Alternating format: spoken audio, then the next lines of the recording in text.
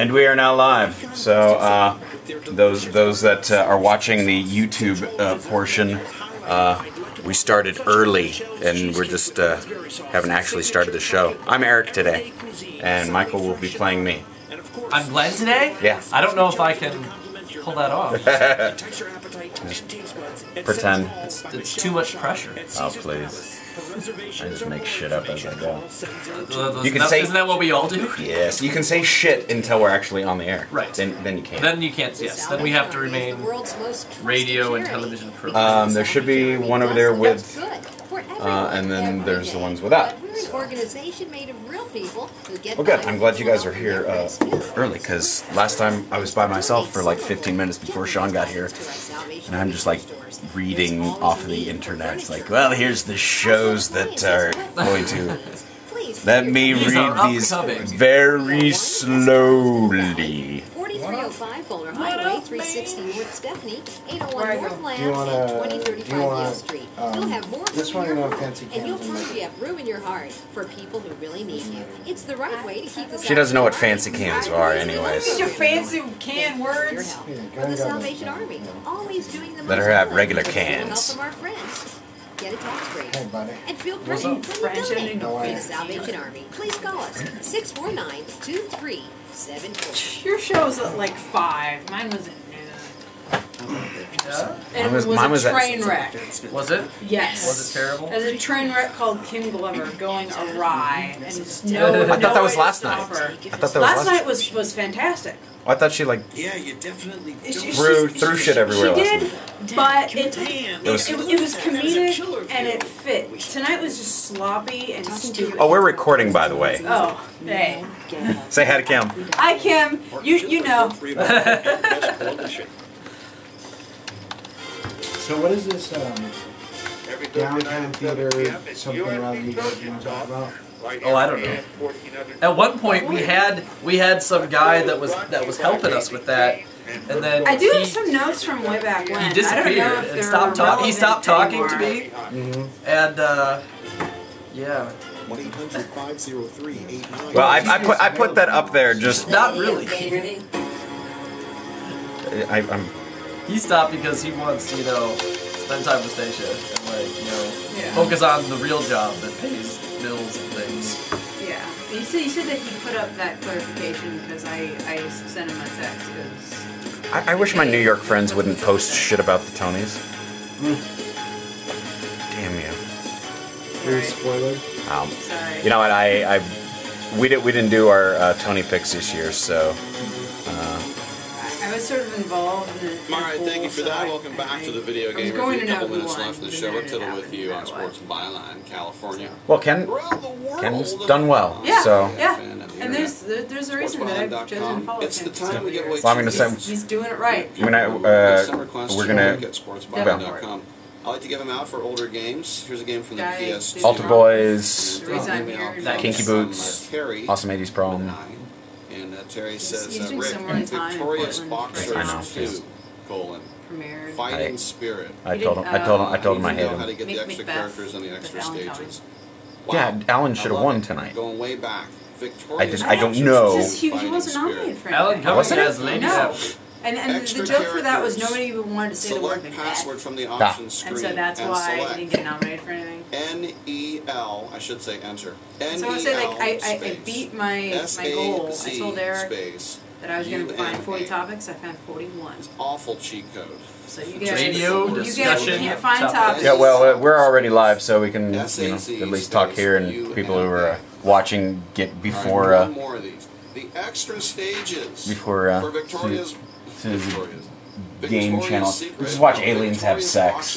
Fighting Spirit. Extra stages are go to the glow, glowbacks, glow. D-A-M, damn. D-A-M right now. Space. A-T-A. Derogatory, like racist term for them. You stupid glowbacks. Hey.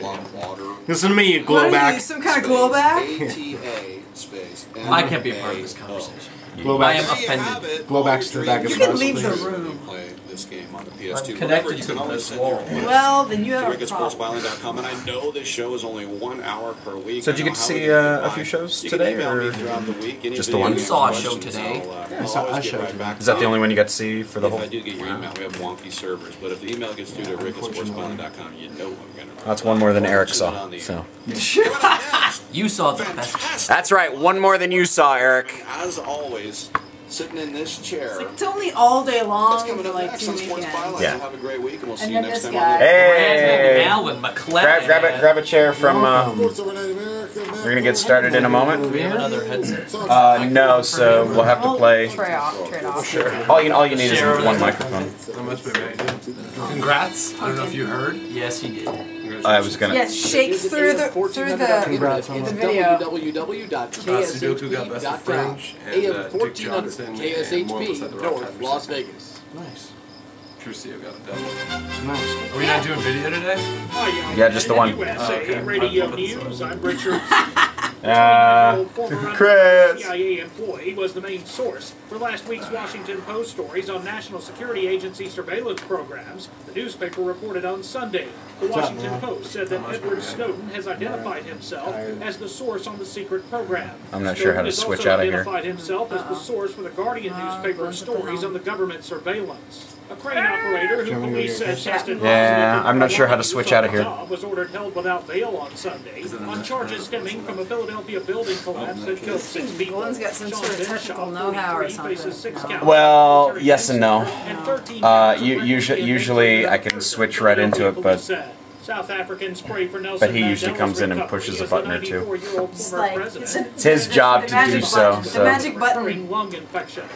Yeah, wasn't sure what to press, Chris. I'm sorry, man. No, that's all right. Where's the Today in magic America, ball? people wake up. I wasn't sure how to get out. Okay. You want to let this play out and then we Yeah, we can let that one play. Okay. Alright. Let's do that. I'm in. Alright. Yeah, pretty much, yeah, after this ends you can just start. Okay, it's not going to kick into anything else. Okay. And you don't give the ridiculously hard. Hit the ID first and then. Yeah. So 30 seconds. Everybody's always like, you're a big guy, so you want really hard. I'm like, no, I don't. I want a baby. I want like kittens pressing on my shoulder. Just like, Just imagine me pressing kittens on your shoulder. yeah. That's exactly what I requested. So Glenn, when do I not drink? During the show. I can drink it commercially. You can drink whenever. You're already being recorded, so. Sometimes Glenn It's drinks out. the entire It's show. out. And least it's after in ID, the we're bag. live. Everybody's thrown off by. Keep it tuned right here to the sports voice of Las Vegas, AM 1400 KSHP, North Las Vegas. We should switch. Get this glass menagerie stuff out of the way. Oh, does it go? I'm right here. Well, welcome to another Sunday evening. I'm fringed out, and I've got 4 fringe friends festivizing with me. It's Curtain Call with Eric Ball. He's not here, though. Without Eric Ball.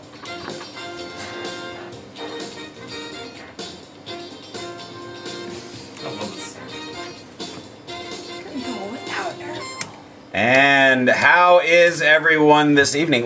I personally am sans ball right now. Yes, We're we've sans ball. both of us are sans ball. That's right, which means we're sans balls. Eric is working on his national tour, as it were, of Faith Lutheran's Peter Pan, and so he's not able to join us. So with me, Glenn is our other co-host, Sean Critchfield, the amazing Sean Critchfield, the furry, fuzzy, bearded Sean That's right. Critchfield. Crab fisherman. And one return guest this evening, Mr. Brandon McHamburger Hands, or I don't remember what we called you last time. I don't know. I get McMahon hands. McMahon, yeah, and, Let's but make it mutton was- chops it was that last McMutton time. Yeah, you did have the mutton chops last time. And then joining us as well, Miss Amy Leigh and Mr. Michael Kimm. What's up, What's folks? up, guys? Both of you, welcome to the show. This is about as good as it gets. So, Dang. That's my favorite Jack Nicholson movie. Is it? It's as good as it gets. I think I like all of his as movies. Good as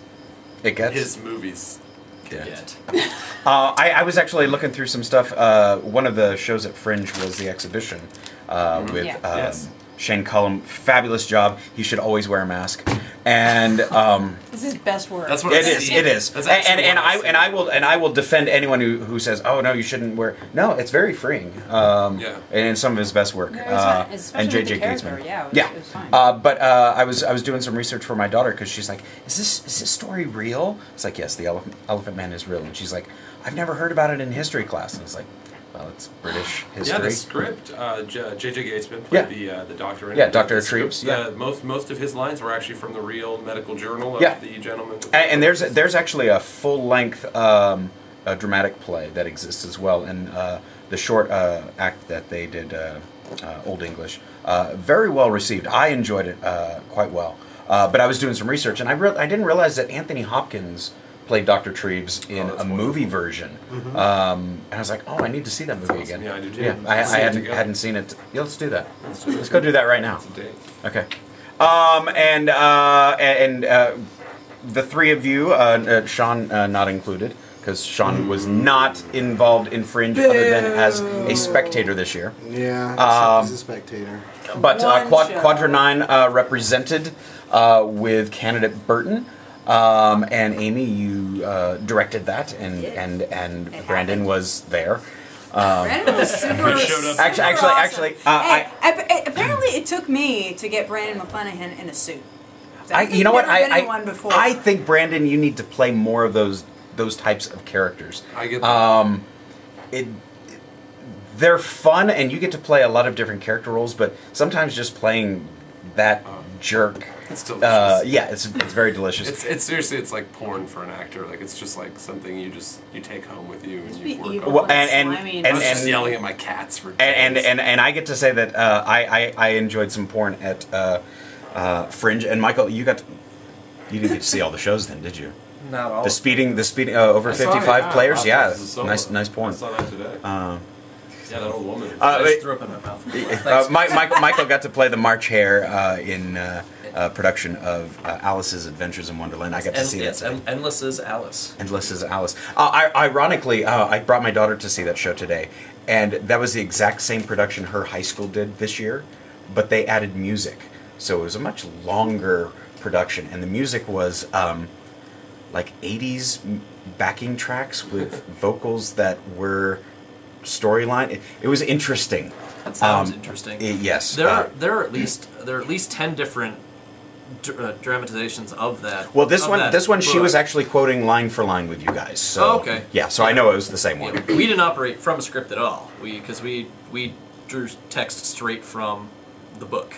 Really? Yeah, we didn't use a script at all. Okay, well then she's lying, but she was still quoting. Either that or the script that they were using. My daughter's actually was like either a Samuel French or something, but it was different, and I will say that because there was some of the other storylines that came from Alice in the Looking Glass. Through the Looking Glass, yeah. Like Dee and Dum and Humpty Dumpty. Yeah, Humpty Dumpty definitely. Jabberwock and all that stuff. And Humpty Dumpty did a rap in her high school production. Yeah, that's different. Button, who's got the butt? But announcements were made about an hour ago, and Best of Fringe was announced. So there is encore performances next weekend. Times have not exactly been announced for next Friday and Saturday, and tied for second was Dick Johnson 2 and Moyle Beside the Rock, and I am fortunate enough to be in the production that was named top prize for Best of Fringe with Sudoku the Musical.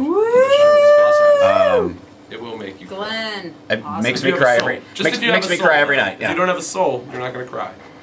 And if you don't have a soul, you'll still be entertained. That's how I was. If you don't have a soul, that's how I was promoting walk away it. So, with one. So look online. We'll post some stuff with.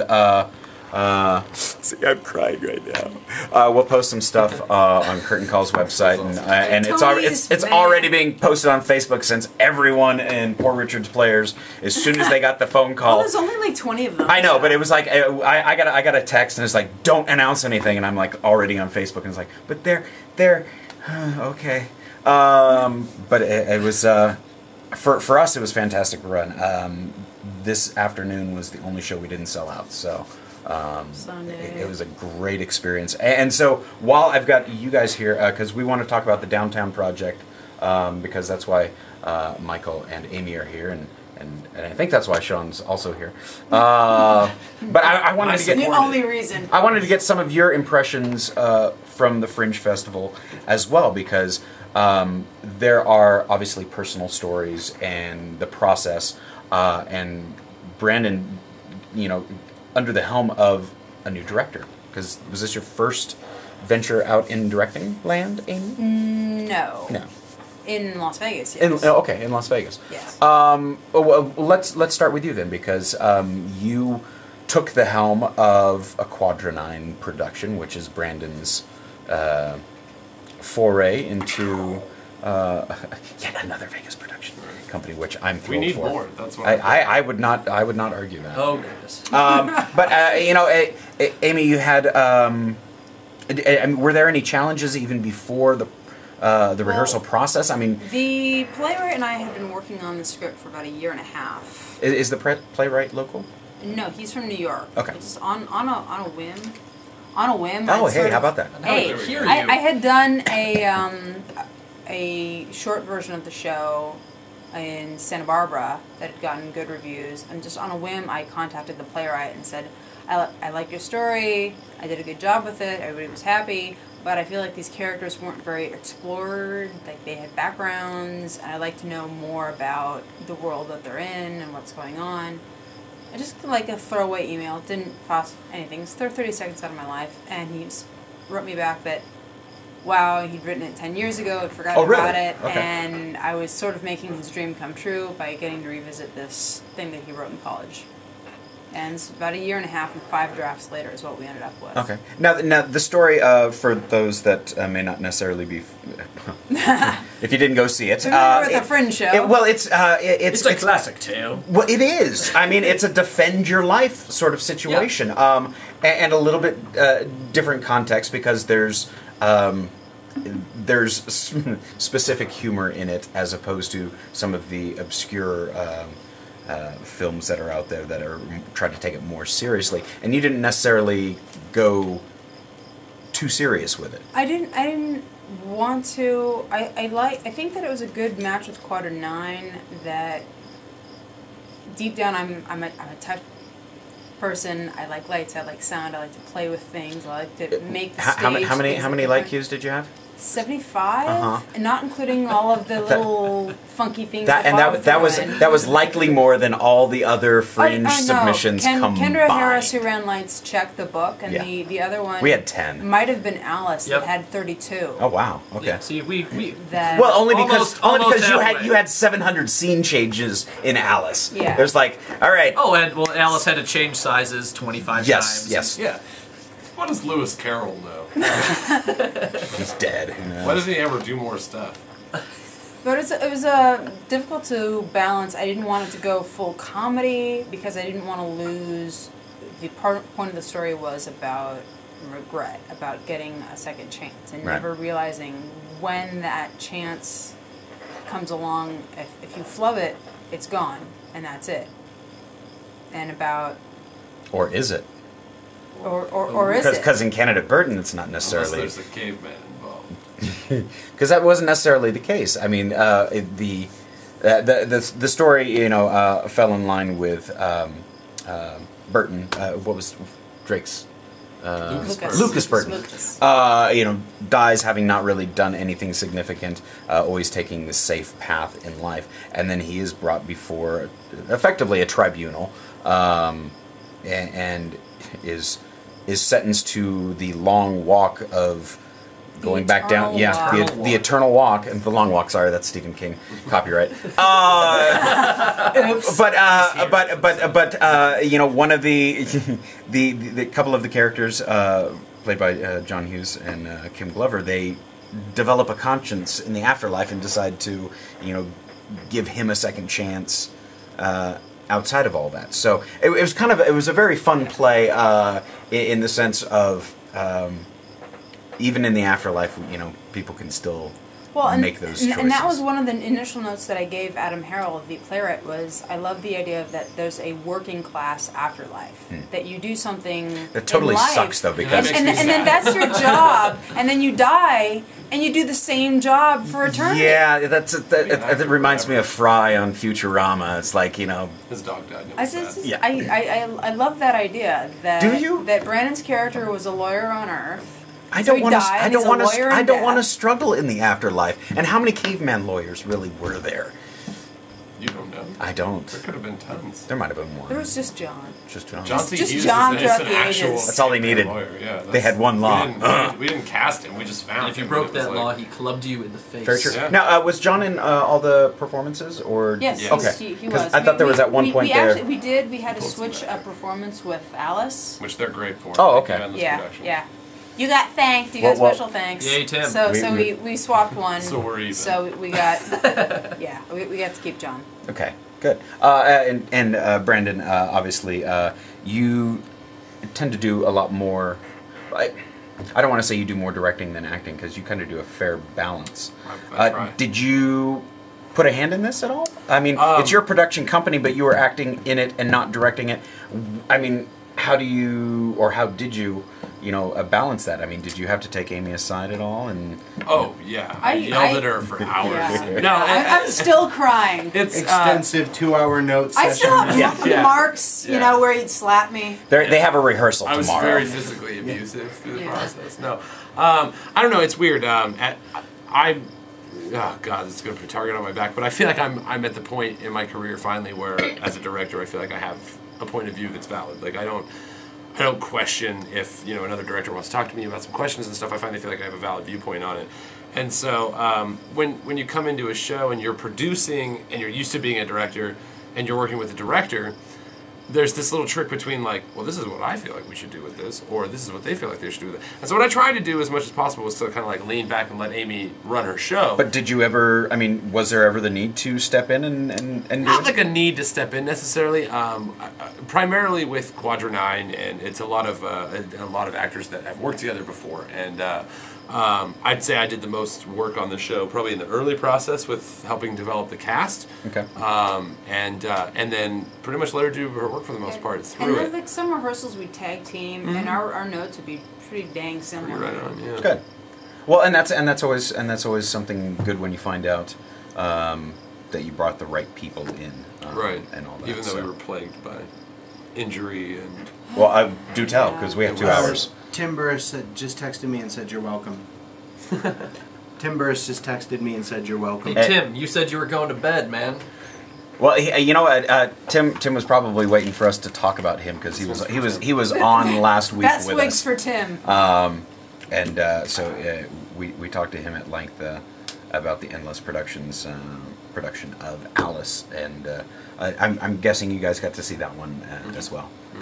So all of us got to see that one. So let's rip on Michael. Yay! As the lone representative of the 4,000 people who were involved. It was probably the largest cast of Fringe. It was. Whereas Amy had more light cues than everyone else combined. We had more actors than everybody else combined. Yeah, 21 people. That's 24. No, 20. There are 24 characters. 24 if you include all of the caterpillar's legs.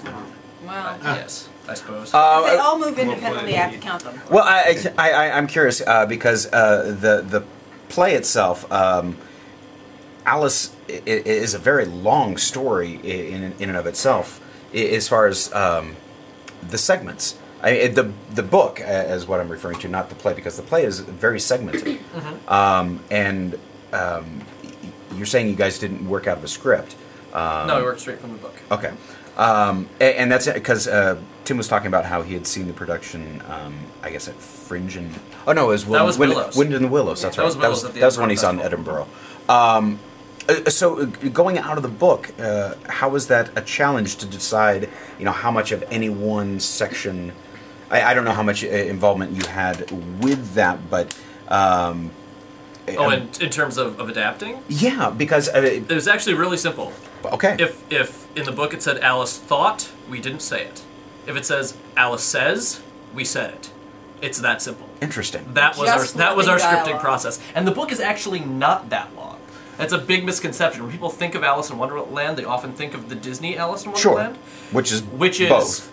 Well, kind of. Yeah, it's missing elements from both, and it has elements from both Alice's Adventures in Wonderland and Through the Looking Glass, both. But that's what people think of when they think of Alice. They don't. It's surprising.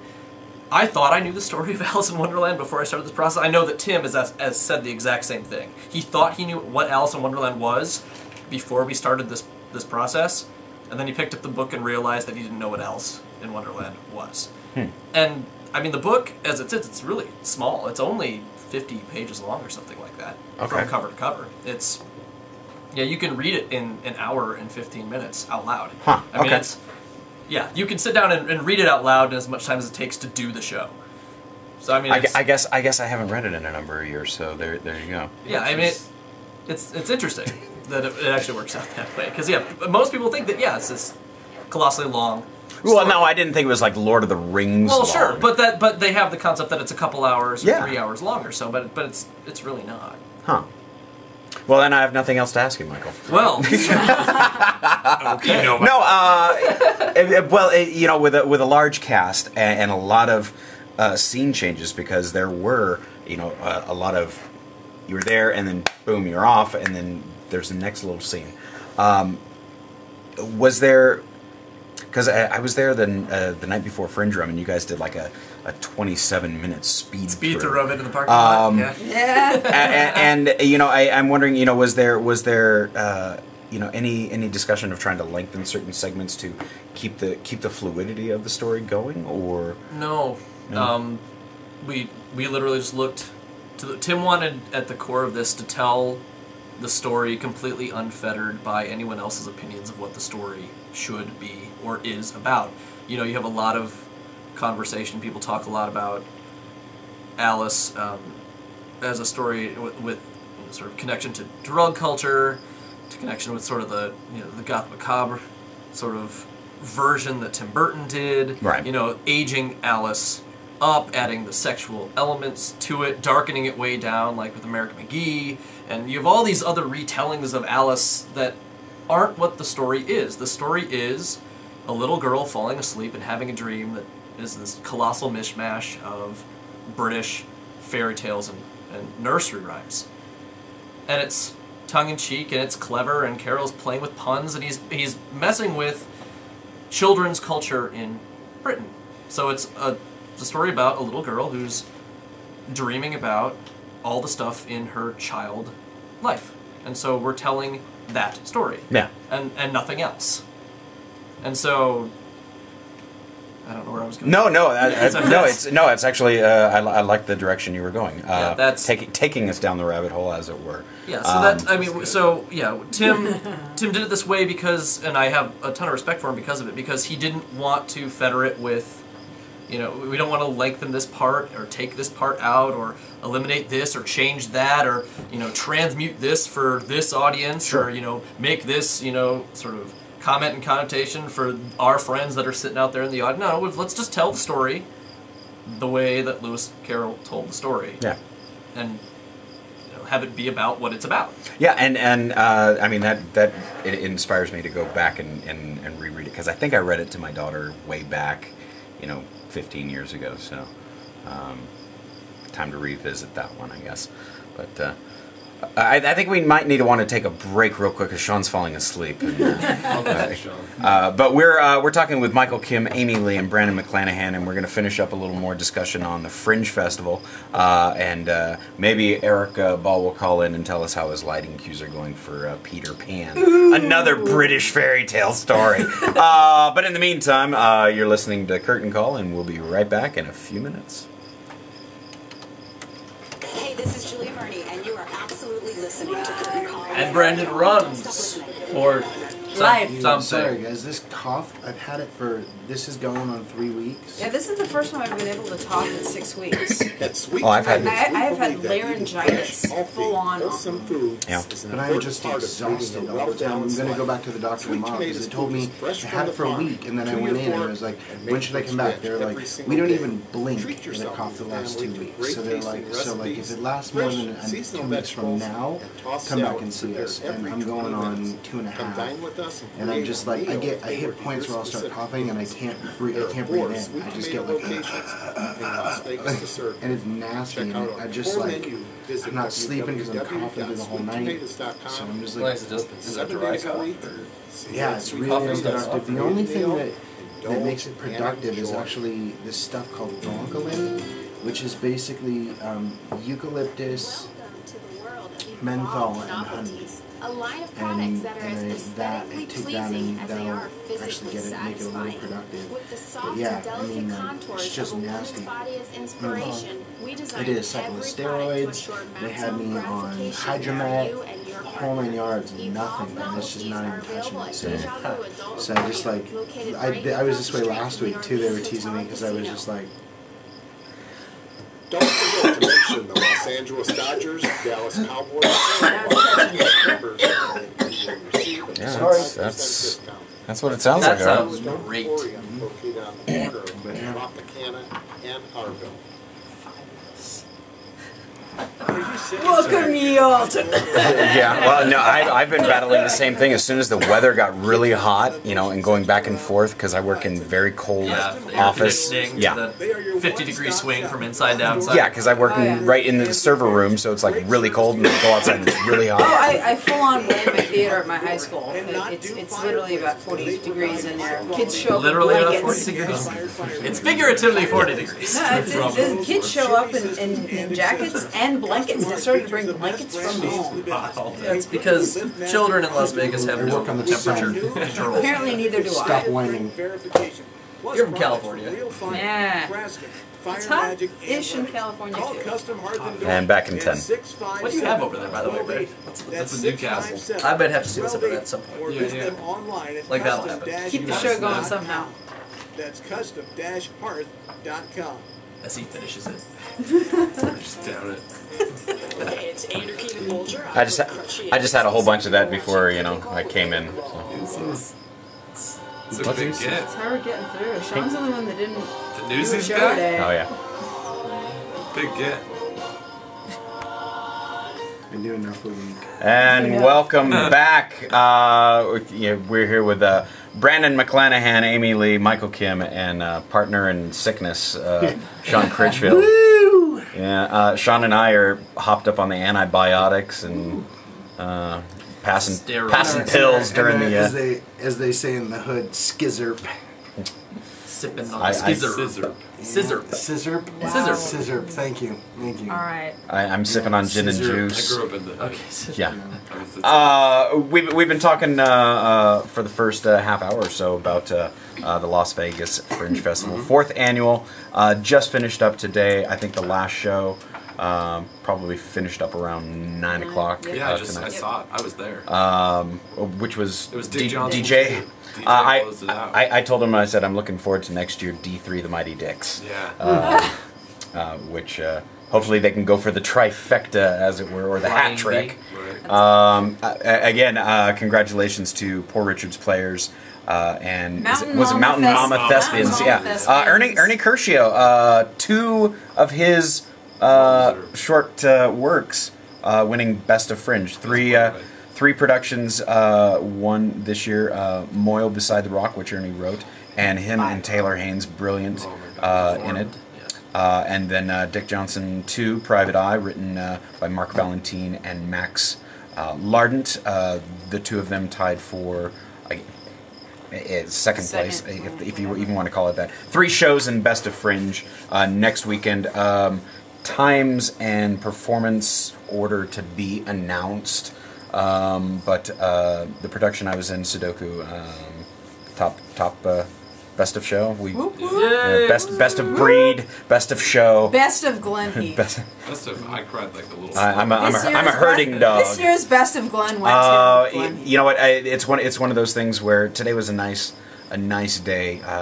You know, finishing up the Fringe Festival, having a nice little kudos, and making a lot of my friends cry made me very happy. So, friends crying. yeah, and I told many of them don't wear makeup, and they, you know, smeared out, looked like Alice Cooper coming out of the. That's what I get for not listening to you. Well, no one ever It's listens their to own me, fault. and so I want to you know, congratulate Jolana Adamson, Angela Chan, and Ernie Curcio for putting together that wonderful collaboration, and Will Adamson, Erik Amblad, and the rest of Cockroach for another victory in their books. That's like six awards for them in 4 years, something ridiculous like that. So They're a juggernaut. yeah, so look forward to that next week. Tickets, I guess, will be going on sale soon. $20 for all 3 shows. So if you didn't get a chance to see many of the shows, Sean Critchfield, Erik Wall, You get a discount.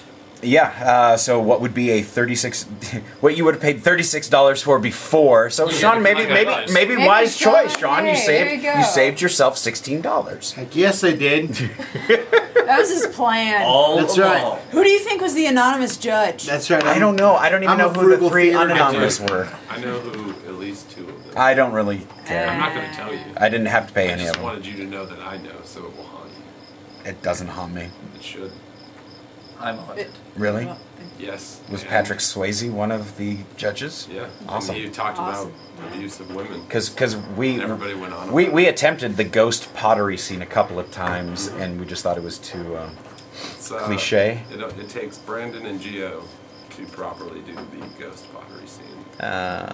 A shout out to Gio out in Chicago, going on his round of auditions, by the way. Just remember, when doing theater in Las Vegas, make sure it's to make Gio proud. That's No gonna other be reason. that's gonna be one of our new bumpers, Sean. I'm just gonna edit that out. What would Gio do? Oh man, I don't know where I'd be without Gio. So, you know, teachers in the room here. What do you guys got going on now that summer has You know, hit? 3-month break. Yeah, now that you have a 3-month break, what are you guys up to? Sleep. Sleep? Okay. Next, all right. This is an Mike's interview got a- show, Michael. You have to Mike's do. got an awesome new character on Skyrim. Michael, where are you teaching? Assassin's Creed 3. You're up I'm- at Centennial or No, I'm the theater teacher at Cimarron Cimarron. Memorial High School. I would never be able to oust Tanya Webb out of her position at Centennial. I knew it started with a C. Yes. It's a C word. Yeah. One of those C schools. Yes, Centennial. Centennial. See, now you have me doing it. Yeah. Cimarron Memorial High He School doesn't even know is, where you were. is where It's summer. I'm on drugs. It's most of the summer. time. It It doesn't matter anymore. You just finished my first year there. Yeah. Have big plans and exciting stuff. Hopefully going in over there for next year. We became a turnaround school this year, so that's tricky in that Okay. we've had a huge shuffle of staffing. Even within my own department, I'm the only departmental person left at my school in performing arts, which is hard. No band or orchestra or choir? Or, They or are all does that not moving on. count? They're all moving on to other things. So there's a they're- lot of teachers being hired. Yeah, so there's new Sorry. hiring going on there, and for a lack of a better word, a lot of firing also that had gone on there, and has been people shifting around. All of our administration that was there this year is now gone. We'll have a brand new administration next year, so it'll be a lot of us feeling each other out come fall. But Is that the new interview process for feeling high school each other teachers? Is feeling each other out and Nice. well, those that are already here, you know how it is when you're in performing arts at a high school, like. I don't. You don't? Okay, well, administrations tend to be very conservative, and they think of your programs as methods of, making fun, happy, little entertaining things for the whole family to go and see, blah, blah, blah, and you look at them as, social and sort of cross-curricular educational opportunities for all your students. Absolutely. And often those two things butt heads. if you have a good administration, though, that doesn't necessarily.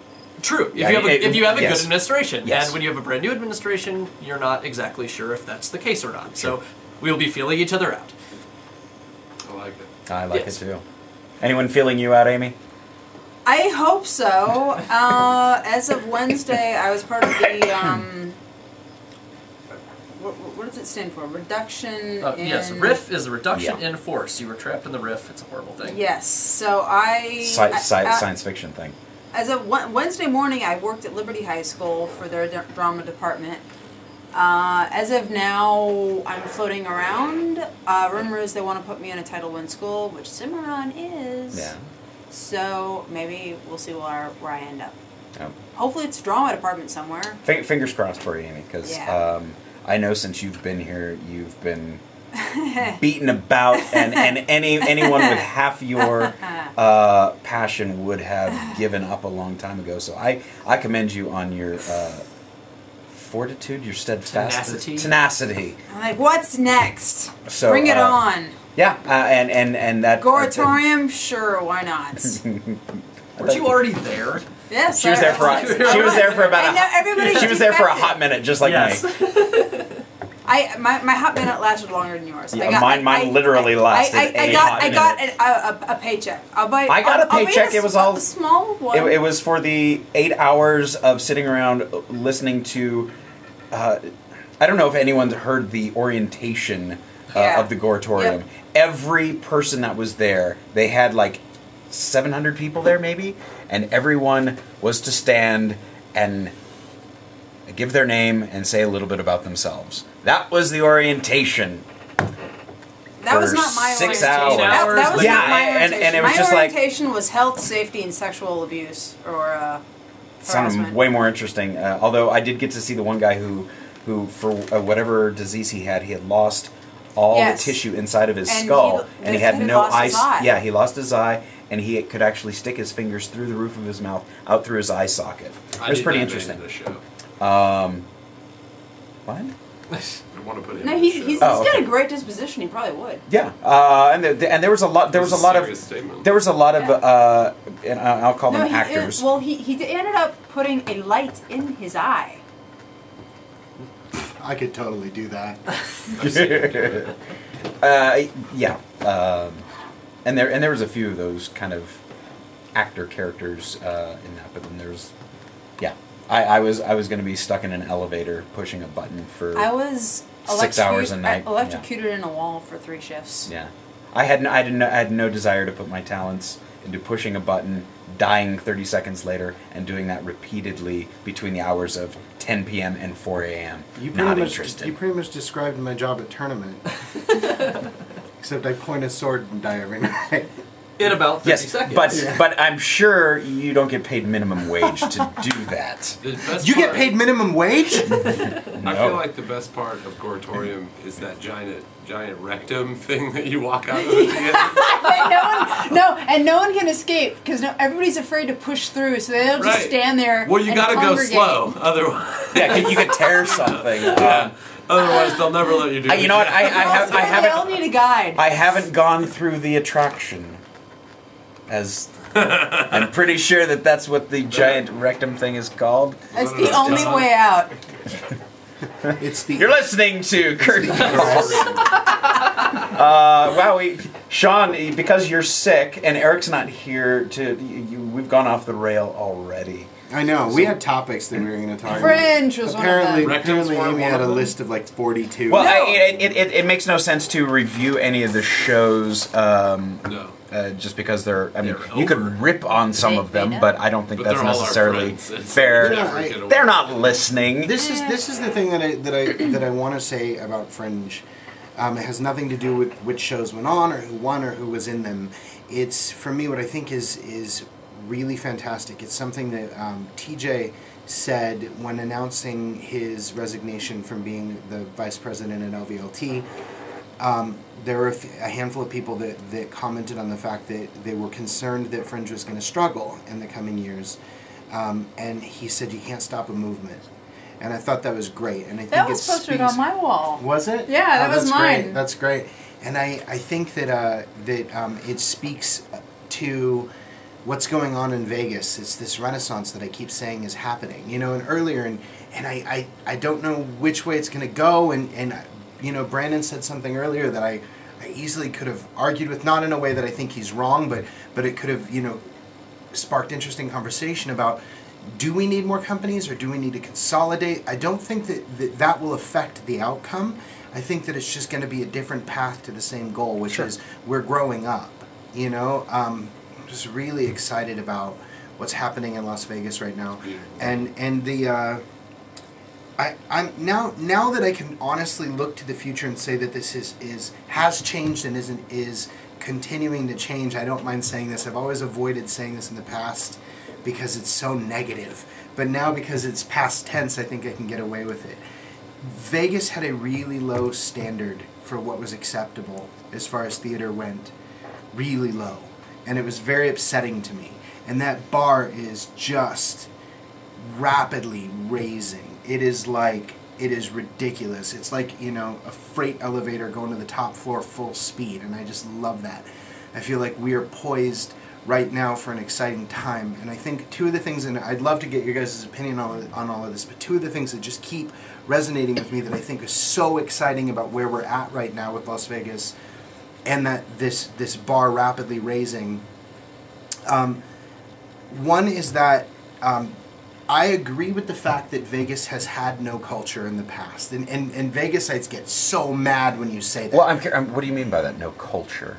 You know, you have an established culture. Like when you go to New York, you know what to expect within their culture. When you go to Chicago, you know what to expect within their Would you say culture. Vegas had a subculture? I would say it had a subculture, but I don't think that subculture was in any way pervasive. Okay. So I think that what is exciting for us right now is that we get to decide what Vegas's culture is going to be. And that's certainly something we're going to be talking with the three of you with momentarily. Nice segue. And I think that getting to decide that, you know, there's going to be that thing of what is it when you come to Vegas to expect. And I'm so excited because I think it could be something that is this mixture of just, you know, Steppenwolf honesty mixed with just bizarre, absurdist kitsch and lights and sex and I think improv. That it's, you know, and improv. Yeah, I think that it's really exciting, and I think that there is the possibility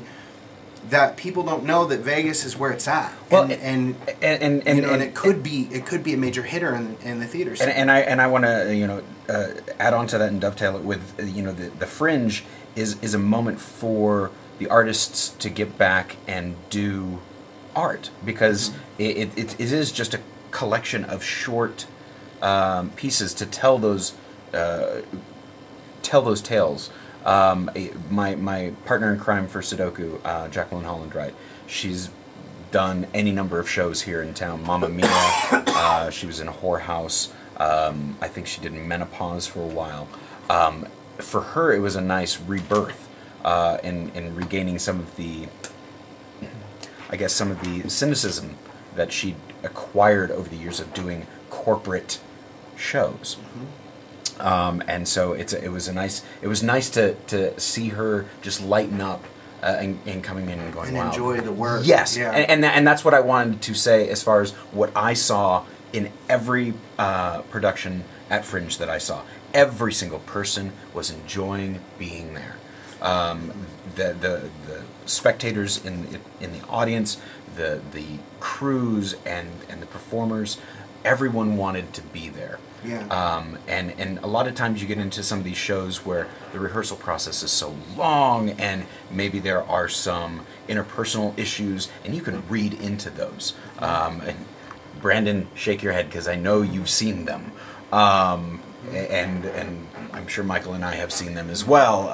And you've been living it, Amy. But you know, the Fringe Festival is one of those nice things where everyone can get back into, this is why we do it. This is what we love. I agree. And I think that you know, that amateur means for the love of. Yes. And I think that, you know, that's what people forget is that, you know, when they say amateur theater, there's this negative connotation that is stuck with it, but it doesn't mean anything negative. It just means that it's people that are doing it for the love of it.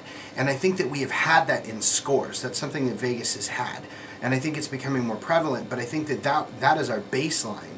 And what I'm excited for now is the raising standard. And I think that there are a lot of companies that have not raised yet. And I think that what's great is that those companies, and this is horrible of me to say, but I mean it with everything in my soul, because I know that all those wonderful actors, if this does happen, will just get absorbed into other companies. But those that are not willing to raise the bar are going to wash out or evolve. Yeah. That's the choice, wash out or evolve. Because the bar is raising, and I think the other thing, the part two that I think is exciting about where we're at in Vegas theater right now, is that those of us that have stuck it out, those of us that have looked ourselves, in the mirror and said, "I am not crazy." So you see the light at the end of the tunnel. Yeah, and we get to be the forefathers. Yes. We get to be the ones that do it. We built it. It's at that hinge point. It's at that tipping point. I wish I had Starship on here right now. I would play We Built This City right now. But I think suppose you know what? I just should have just shut up, typed it in. I really believe that. So, thoughts? Well, I completely agree with you, and when you say that Vegas, could be that cultural, I don't want to say mecca. But New York has its Broadway, and a lot of people will go to New York and to off see. Broadway. Yeah, and off Broadway. Yeah, and Chicago has its theater scene, very heavy with the Improv, with the Second City, and a lot of theater groups. But from what I've heard in Chicago, it's very cliquey, it's very competitive, and it's a lot like what Vegas is, where it's very cutthroat. Everyone is vying for everyone else's New York's worse. Attention. I no doubt. Take it from me, New York's worse. Yeah, I lived there for 6.5 years and worked there. It's the most brutal place. I believe that, and I think that actually, Glenn, that what you're saying is very true, but I think it's transitioning as well. And the fact that in Vegas... here. Yeah, that's one of the things that has always been so frustrating to me. It's something that Tim Burris talks about regularly. If you ever have a conversation with him about what needs to change in Las Vegas theater, he'll tell you that the sandboxes need to be done away with. And there's all these people that are saying... you can't complain my sandbox. No, you can't play with my toys. And everyone maybe has the cat their own had been little in the sandbox a little and too everyone often. has their own little sandbox, and no one's willing to play. And Tim's like, we need to eliminate that and all be on the same playground, and that's happening. And just give up the ego, throw it in together, and just do it. And there's no reason. It's beginning. It really is. Well, and that's one of the lovely things about Fringe as well, is because I met a number of people in the community that I've never seen before, and I want to work with them. And it's also one of those things where it's like, I want to go see what you do next. For some of my friends that are there, it's like, I hadn't seen you in anything in a while. What are you doing next?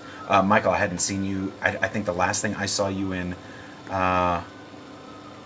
good Lord, I don't even remember. You were in Cuckoo's Nest. I did not get to see it. I was doing Urinetown. Oh, you were in Urinetown. Okay. Yeah. So I know I saw. Sideman was before that. I didn't see Sideman. I directed that. I wasn't in that. Yeah, I did see Rosencrantz and Guildenstern. Rossum's Universal Robots. Dr. Horrible. I saw Dr. Horrible. With me. Yeah, that's true. And I saw you in. But we were both in that one. I saw you in Wind in the Willows and Love's Labour's Lost. I think was the last thing I had seen you in. I truly like that one. But I hadn't seen you in anything in a while. I think Wind in the Willows was the last thing I saw, and I really enjoyed that production. Another Burris production. Yes, another endless production. But again, you and I haven't been on stage together since RUR. And Brandon, you and I haven't been on stage, Brandon, in 3 months. You guys have to bring back certain shows, because I never got to see RUR or Rosencrantz and Guildenstern. Rosencrantz and Guildenstern was brilliant. Back just Remember, so I can we have to do them. theater. We have to do theater to make Gio proud, and we have to choose our seasons to make sure that Amy gets to see stuff. Yeah, that's actually the mission statement. I just got here. Why don't you just go to Chicago and watch Gio? Shows so Amy can see them. Yeah. Well, I'll say I picked Las Vegas. I've worked in New York. I've worked in LA. I picked Las Vegas because it's very different here. It's sort of free range. You can be raunchy. You can be dark. Not on the radio here. I will. Well. When we go to our next commercial break, which will be momentarily. As we edge closer to midnight. Yeah. There's a different feel here. And I agree with Sean that the talent is raising, and acting, writing, directing, it's the production companies and the venues that need to reach that same level. I think so too. What I've noticed recently is that there's a lot of people I run into that came into Vegas for one show or another 10 years ago. You know, they came here for Lion King and they never left. You know, they came for, you know, pick a Cirque show and they're still here. And that talent pool just continues to build. You came here, Amy, with Awesome 80s. Ken Davenport. Yeah, Ken Davenport. Awesome 80s prom. It's like Ken and I have been discussing it for years as sort of a side joke. Yeah. And then it happened. Well, how come Ken doesn't come produce Somewhere in Time here in Vegas instead of, you know, Portland? Because we are not known as a city in which to Well, he could make travel. that. He could change. Oh yes, I mean it's so funny it's well because known that Ken could change the city on. He could. In a moment. Ken, if you're listening, which I know you're not, because I know you're not, celebrating because you're Oscar celebrating awards. winning. Shh, shh. So two things. One, Amy, thank you for bringing up the playwriting thing, because I think that honestly, before I think that the theatrical work that we do in the acting and the theater companies, though we will be one of like the 5 brothers in the country, and I do believe that. I think it's a ways off, but I think it'll happen. But I think more importantly, that we're not going to be second. like Zeppo. Or, No, I think that will fall second to the prolific amount of playwriting that is going on in Las Vegas right now. I mean, Erica Griffin and Ernie Curcio alone, those two alone. You know, let's take they compromised nearly 1/3 of the Fringe shows. Yeah. McAxelrod, you know, let's take joining the Brandon fray. Jones and McAxelrod and Cut them out completely. You know, and myself, Axe them.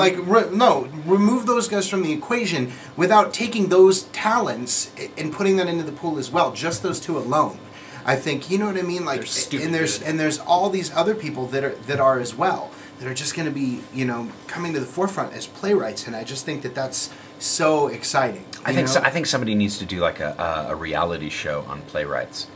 And just make them write, you know. That would be cool. How exciting would that be to watch playwrights write? Just, it would have almost as much viewership as this show has. You would have to do like Oh wow, let's cut Michael You'd have off. to have like scenes done every week, scenes from the play done every week, and watch it anyway. But, well, Michael, thanks for joining us tonight. What's that say about you? You're on the show. I have nothing to do. School yourself. I will say this. I'm not sure what our listenership is, but I do know that Eric Ball has a number of his students that listen. Tim Burris has a number of his Kirsten's a singer. Apparently, no one at Cimarron listens. But they do at Centennial. Actually, I have students listening right now. Awesome. Probably one student at Liberty, and I know who it is. And since I haven't been on camera, I'm completely joking with my friend Michael. But I do want to say that there's also an interesting thing that has taken place off and on, which I think it speaks well for us as well. So Ken, again, if Amy convinces you to listen to the YouTube archive of this, there's a lot of people that have, like the guys that did Tuck Everlasting, you know, they wrote a second musical, which this took place here. There was a whole thing about her, what was it? I'm forgetting the name of the musical, but it was, anyway, there was another major musical that came through as well, and what they were doing is they were using Vegas as a testing ground. And what I thought was interesting is the reason that it became a good city as a testing ground was it's significant enough that if it does well, you can go, it did well in Vegas. Yeah. And it's not significant enough that if it flops, you can just be like, we don't have to mention it. You know what I mean? It's not like if it flops in Vegas, anyone's paying attention, but it has a good enough name that people are willing to say, well, it did well in Vegas, you know? So I think that we are a unique testing ground, and I think that that's going to be one of the things that's going to help us. I mean... I think that's a good use for the Smith Center, if they would agree. I think at some point the Smith Center will evolve as well. I mean, right now there is that hunger for... the fact that there are national touring shows coming to Vegas, and that's a big deal. Yeah, the Smith Center wants to establish itself, and then maybe they'll. Well, it's not just they're not hurting for sales. Let's put it that way. I mean, they've got plenty of subscriptions for their seasons. My sole complaint is let's vet some of your productions before hauling them in, because I've seen some productions in Vegas that were better than some of the shows I've seen there this year. West Side Story, I did not enjoy at all, and I've been in better shows in this town. I've done a better West Side Story. Yeah. Who'd you play, Tony? No, I was a lighting designer in college. Oh, okay, awesome. You know what? Since I've killed the momentum by insulting Amy, let's take a quick break so our engineer Chris can swap over the digital media in the back CDs for the layman. But you're listening to Curtain Call, and we'll be back in just a few more minutes. And we're going to start talking about downtown projects. So don't go away. We'll be right back. Is this phone check time? What's up? I got work in the morning. I forgot to show you two. Eric's students, at the end of the year, there was a day where they had to dress up like characters from their favorite production that they'd seen that year. And that is Scanlon, Billy, and Bromley. Awesome. Wood burning, a gas-fired fireplace, Scanlon, Billy, and fireplace Bromley. inserts, Wait, something popped chimney up. systems, and accessories. Custom Heart features the what? best brand names in the business, including the LiftMaster garage No, door from ours, openers from with Cuckoo's their Nest. new They keyless entry with they decided that was their favorite verification. production of the year, so they Plus dressed up as products from characters. Real from it. Fire. Oh, that's She awesome. even made the Fire bomb. Magic and She made the hot dog bomb. Oh, that's awesome. Isn't that sweet? That's awesome. That's 657. That's creepy. I'm glad no one Somebody dressed keep up an as eye on me, because that that would kid. just be disturbing. That's custom-heart.com. Disturbing. A toast. Oh, you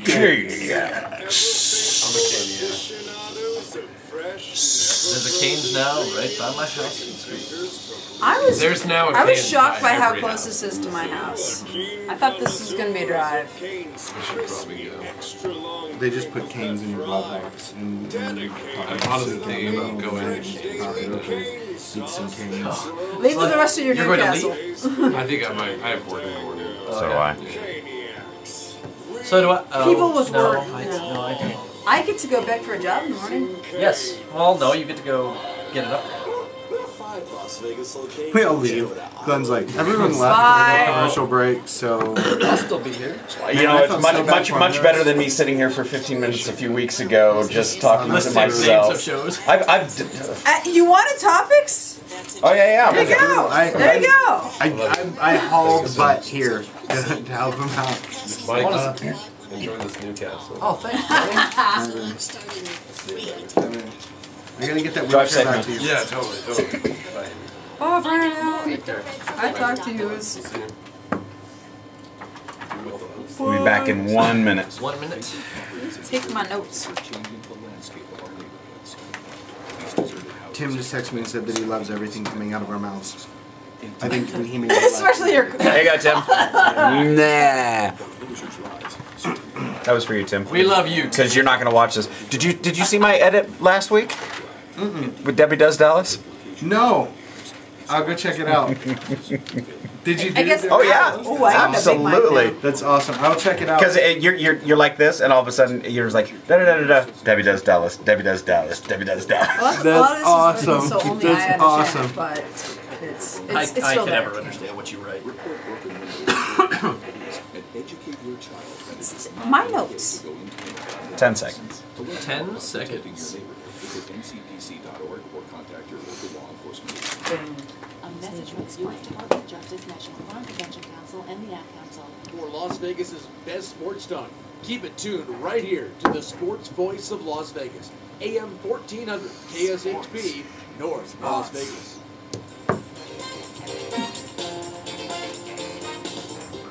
This is Maggie Wheeler, Janice from TV's Friends, and oh my God, you're listening to Curtain Call with Erik Ball. Without Erik Ball.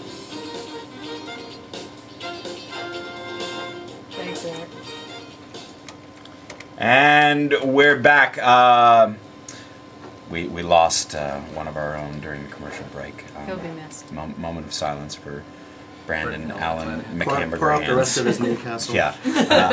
Brandon has to work in the morning.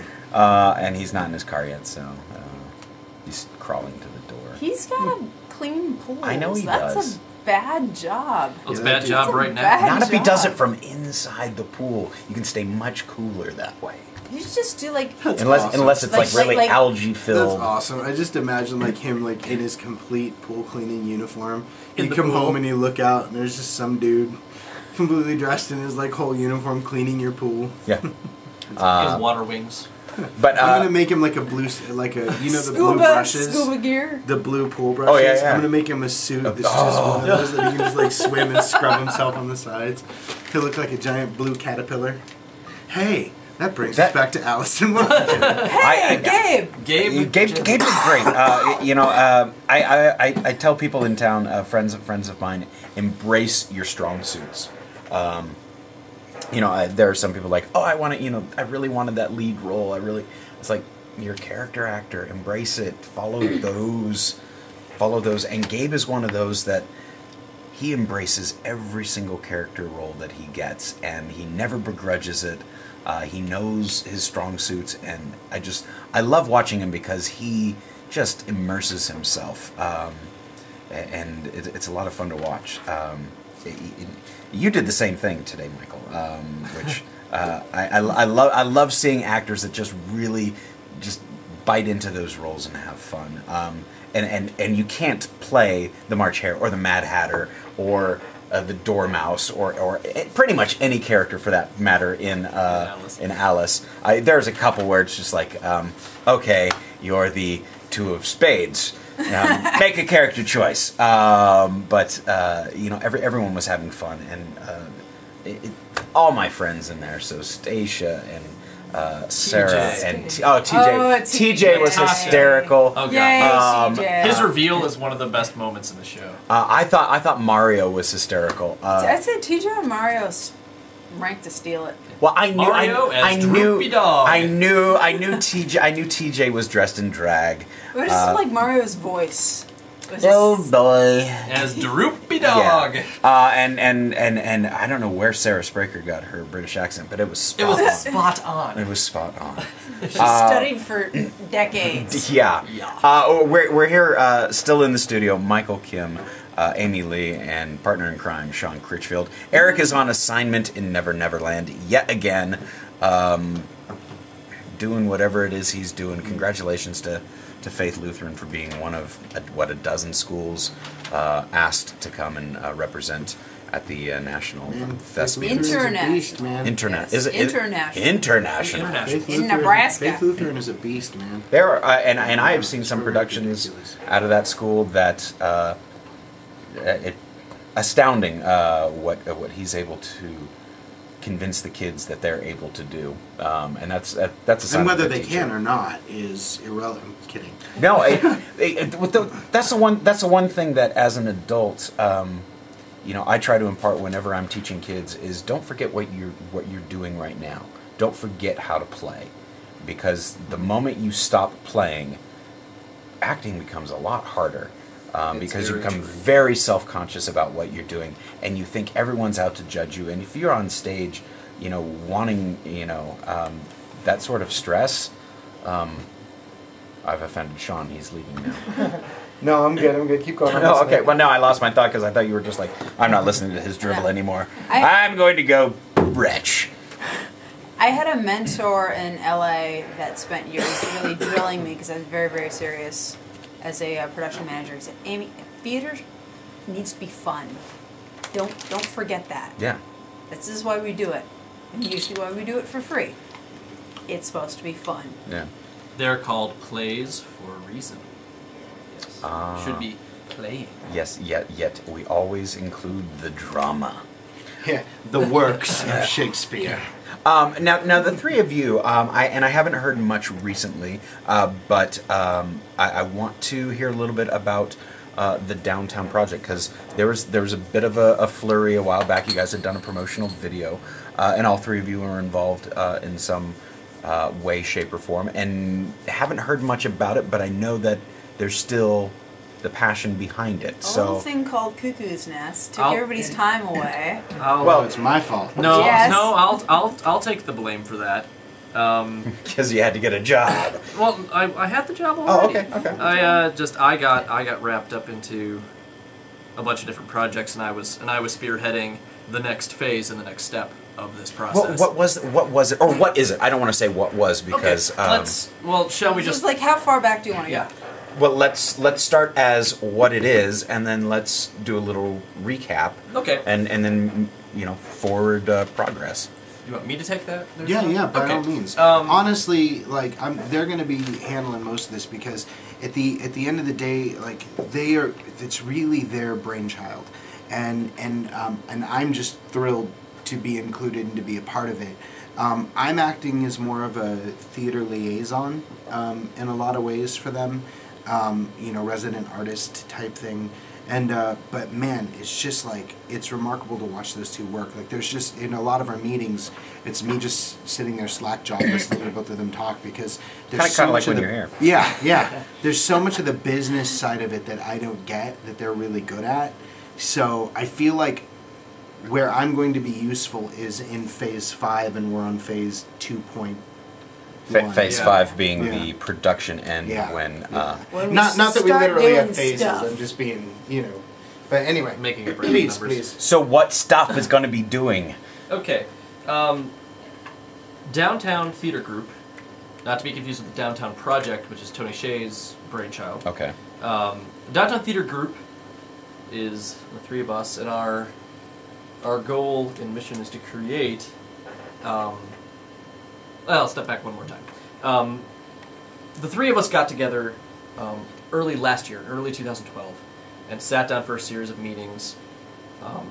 At first to talk about not just, Sean and I had done some stuff even before that, not just to talk about what ultimately we've come to, but about theater companies as well. In much the same way that Brandon talked earlier, it's always good to have more, more players on the board, more stuff in the game, more people doing the work. Amy was presented with some inside information about, and some inside knowledge that perhaps the Downtown Project was specifically looking to invest in a black box theater as part of their new downtown redevelopment structure that they're developing down there as sort of enhanced community for the new Zappos HQ downtown. Sure.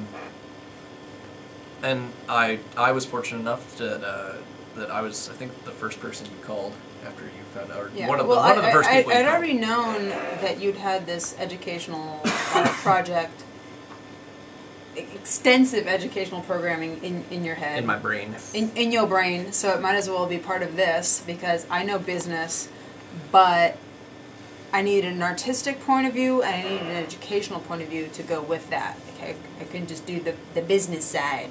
So, nobody cares about that. Indeed. So we all sat down and realized what an immense opportunity this was, that we could commence on designing a space with wholly unique and specific programming that could serve not only the community that we're all ingrained in, this community theater and semi-professional theater community that we have, but could really open it up to growing that community, acting as collaboration and catalysts of collaboration between that community and the strip professional community and the equity community, and the educational community. Yes, and then really tying that all back into the pipeline, the educational community, not just in terms of not just students, children, not just children, but the public as a whole, to make, because that's been, we talked about culture in Las Vegas earlier, right? And it's not that Las Vegas doesn't have any culture and never did, it's just that Las Vegas is a city built on avarice. Let's be honest, that's what it is.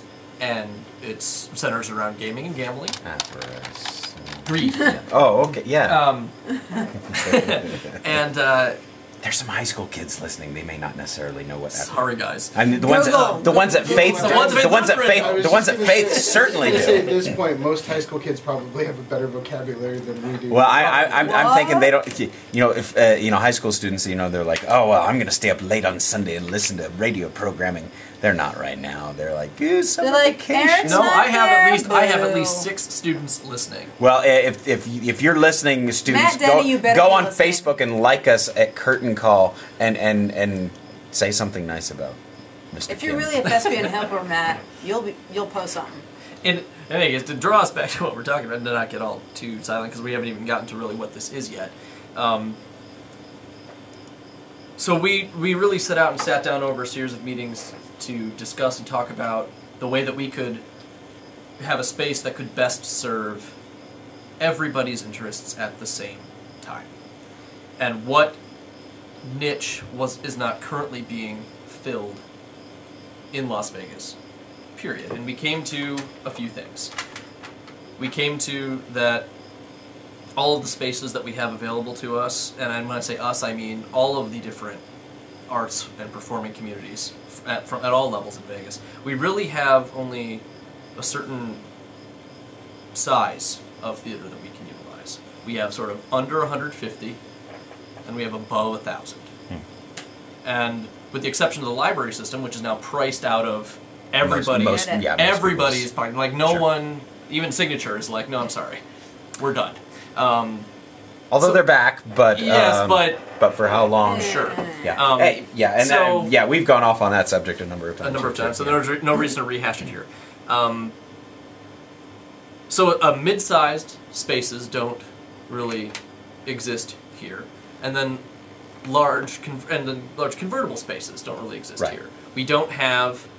We have one, in my opinion, one true black box theater in town, and that's the backstage at CSN. Oh, I guess, but there's also there's the black box at UNLV as well. Well, So we have- and you wouldn't equate the Artifice as a black box space? I guess that's a third one. Yeah. The true Okay. black box? In that your seating is fully and your stage is sort of 100% adaptable, in that you can really rearrange it in any way you want. Yeah, But there isn't fixed seating. Yeah. Well, CSN has fixed seating, though, don't they? No, Once- it's riser seating. Yeah, it's right. Oh, okay. And then the backstage has one side that's fixed, and the other 3 aren't. Okay. So we Regardless, yeah. So we sat down to Well, look. I mean, fully convertible. Right. Yes. So we sat down to look at figuring out a space that could be used by the largest number of people possible. And what we came to was the idea of pitching a sort of 300 to 400 seat at max true black box space, so a giant black box space that could be set up in any arrangement that you would ever want. It could be sucked down to 100 seats if you wanted something really intimate and something, sort of hyper-realism, the stuff that's right up close and in your face, little 2-person shows, could be expanded out to even 450 seats in a mock proscenium to bring in, small national touring acts. Bands or artists coming in and doing unplugged sets, so they roll through that, where, doing it at Smith or doing it at the Joint doesn't really fit, and everything in between. Right. And then we also, something that we really decided on is that it was probably in the best interest of everyone if it didn't have a company attached to it, because That the it's second you do just that, a then it becomes the agenda then for the space is to further the company, and that's exclusionary. It's no Sure. longer then for the entire community. So we came up with this group, the 3 of us, this downtown theater group concept where we could act as a home for all of these up-and-coming communities that are up-and-coming companies that don't have anywhere to live and Sure. have nowhere. And there's still a number of them in town. Oh, dozens. Yeah. Yeah. And some of them are kind of one-offs, Old English, which is Gus and Shane. But they don't Sure. have a home per se. Table 8 is Troy, Yeah. but doesn't have a home. Right. Right. Yeah. Atlas would have been. Atlas was Chris Mays. Yeah. Same. Never had a home. Cockroach for 10 years. Yeah, Never had a home. Yeah. Chaos is the Nino Brothers. Right. Don't have a home. And and now so on. even the companies that do it, it gets very exclusionary. I mean, the Onyx is kind of the exception there, and even they are getting. Even I then, think- they have like the same 5 companies over and over and over again. and so I think that like one of the things that's happening a lot in town that I keep encountering as a director is a group of people will come to me and they'll be like, we have this idea for a play and we want to do it. And I don't mean to sound patronizing or mean right now, but a lot of times it feels a little bit like, we want to do a play, and I want to say, do you understand what goes into that? Like, there's a huge amount of pre-production that goes into doing a play. There's money and budgeting and rights and staff and where are we going to get the space and where are rehearsals going to take place, and there's post-production and there's financial reports and there's, you know, strike and transporting and all these, you know, and so there's a million things that I think that most people aren't considering. They're like, they want to get a group of friends together and they want to do a play together, you know, and I think that there's so much more that goes into that. And one of the biggest obstacles for me when I consider it, when someone approaches me and says, let's do that, I realize that what they're saying is not, will you direct us? They're saying, will you do all of that other stuff? And they're asking you to produce it. And I don't think they realize that that's what they're doing. Like, I don't think that people are coming to you with that intention. They think that it's just a matter of... That would totally be what I would be coming to you. You know, but you know, I think a lot of people... self-serving and be like, dude, I don't want to do any of that stuff. Put me on stage. That's all I want. You know, and I think that they're not coming from a place of like where they just don't realize that all of that goes into it. And one of the biggest obstacles that I encounter the second that someone approaches me is I'm like, where can I put this up at? Yeah. What venue do I have at my disposal? What venue do I have that is going to, that I can afford to put this up in?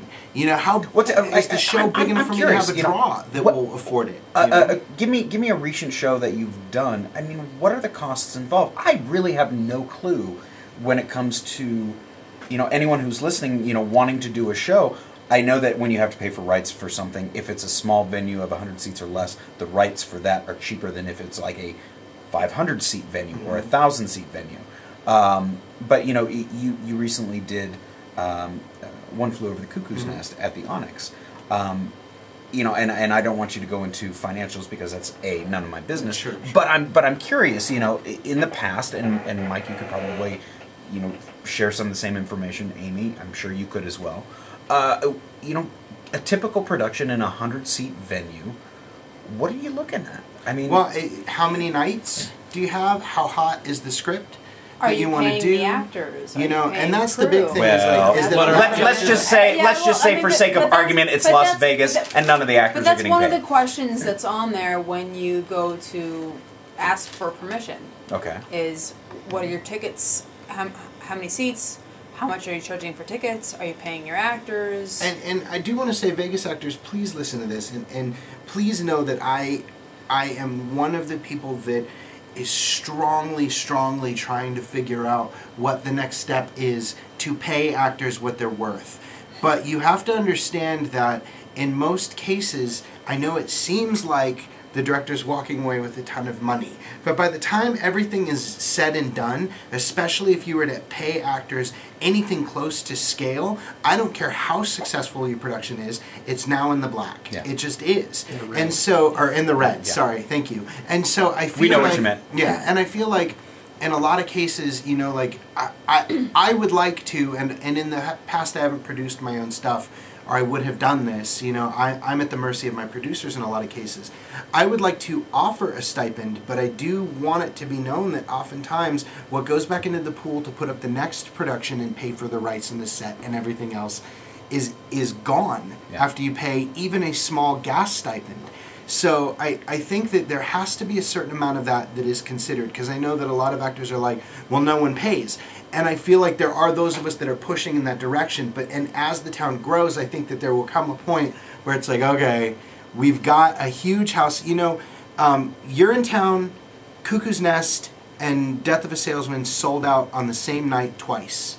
Urinetown never sold out. Well, didn't you guys have like big houses? There was... Someone told me that there was a night where all three 2 nights in a row where all 3 houses were packed. Oh, there was a couple of nights where it was pretty close at the Judy Bailey, but well, the point is that audience is there. Oh yeah. And so and I feel like it's not just the same 100 people. Yeah. People like to say and I feel like the as same we're people growing, over and over again. Yeah, and I feel like as we're growing, that there will come a point when the actors are going to be able to look sideways at the director and go, okay, really, you can't pay me? Well, let's look at the Fringe. I mean, was there? I mean, Amy, you're part of the Fringe. There was a cost to submit yeah, into and the I Fringe. wish Brandon was still here to talk about this. Yes, but you know, in Sean, you've been involved, and Michael, I know you've been involved, and what information you have. But you know, that was a question somebody asked me. Is like, Sudoku sold out every performance except today. You know, it's like, well, and there's only 2 of you acting. Are you guys getting paid? I was like, well, no. And then I was thinking about it. I was like, okay, well, there's what, maybe 50 seats in the black box there at $10 a ticket. That's $500 a show. So that's, you know, we did 5 shows. So that's $2,500. The company only gets $5 for a $12 ticket. Okay. So. But you know, with the Fringe, you know, are you paying rights for everything? I mean, ours wasn't original, so. No, I hear you. Right. I hear you, because the other thing is like, what about the stuff that's public domain? So what I can say is that I can't get into Cuckoo's Nest because again that's stepping on toes of Onyx and Ragtag. But what I can do, and I don't think Andy would mind because this is purely Ragtag, is I can go back to Zoo Story. Zoo Story was 2 actors. I had projection. I had a bench that I supplied, and I bought a handful of costumes and props. And in retrospect, looking back on it, considering what the rights cost, having to pay my technician, because you pay the technician's hours at the Onyx in some cases. It depends on the contract. At that point, we did. Space rental, cut of the house. I don't know how much profit was made on it, but I can tell you that small show, 2 actors with that few props, we were easily over $600 in production costs. I mean, people don't realize how quickly it adds up. Right. You know? And so that's, you know, like, that's 2 people on a stage with a bench, you know? All of a sudden you throw a box set at that, and you know, and you're that's a discussion we've had here many times. It's like, oh, well, there's going to be a live band for this production, and they get paid, and we've got the sound and lighting people, and they're getting paid, and yet, you know, the actors who spend 2.5 months in rehearsal, you know, the Super Summer is always the big one, just because, like, well, you guys get a stipend at the end. Yes, $100 for 2.5 months. That doesn't even cover gas to get there. And you know, I've never done theater for the money. When I start doing that, that's when it becomes my, for lack of a better term, a job. I don't want to have a job. I want to have a hobby that I get paid for. But you know, it's one of those things. It's like, well, if I was doing this to get paid, you know, I would have agreed to do Tony and Tina's 5 nights a week, you know. Yeah. I'm doing it for the art. I'm doing it for the love of it. But you know, it's frustrating, you know, when you have other professionals that come in, and yes, they're skilled in playing a musical instrument. Congratulations, you know, I envy you that.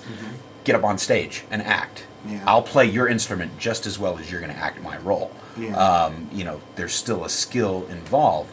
So why is it that the musician who comes in, does a sits probe, and then that's it, that's their rehearsal? They look at the they get to have their lines on stage, you know, they get to have their script, they get to play. Things were different in Los Angeles, because specifically in the places that I worked for, because there were press packets given out. People did low-budget community theater for the hopes of being discovered. Sure.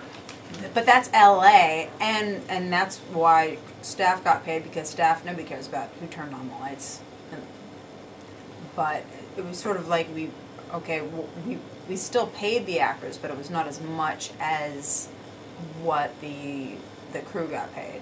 But they got this press packet given out to everybody who walked in through the door. Headshots, resumes, everything. Sure. I do want to say that piggybacking on that and trying to get us back to the Downtown Theater Group, I do want to say that one of the things that I tell my students is, you know, you're going to build up your contacts all through school, and you're going to eventually get to the point where you're going to launch either, you know, go to college, or you're going to go into the community area and start doing community theater. This is for someone who's on a professional track.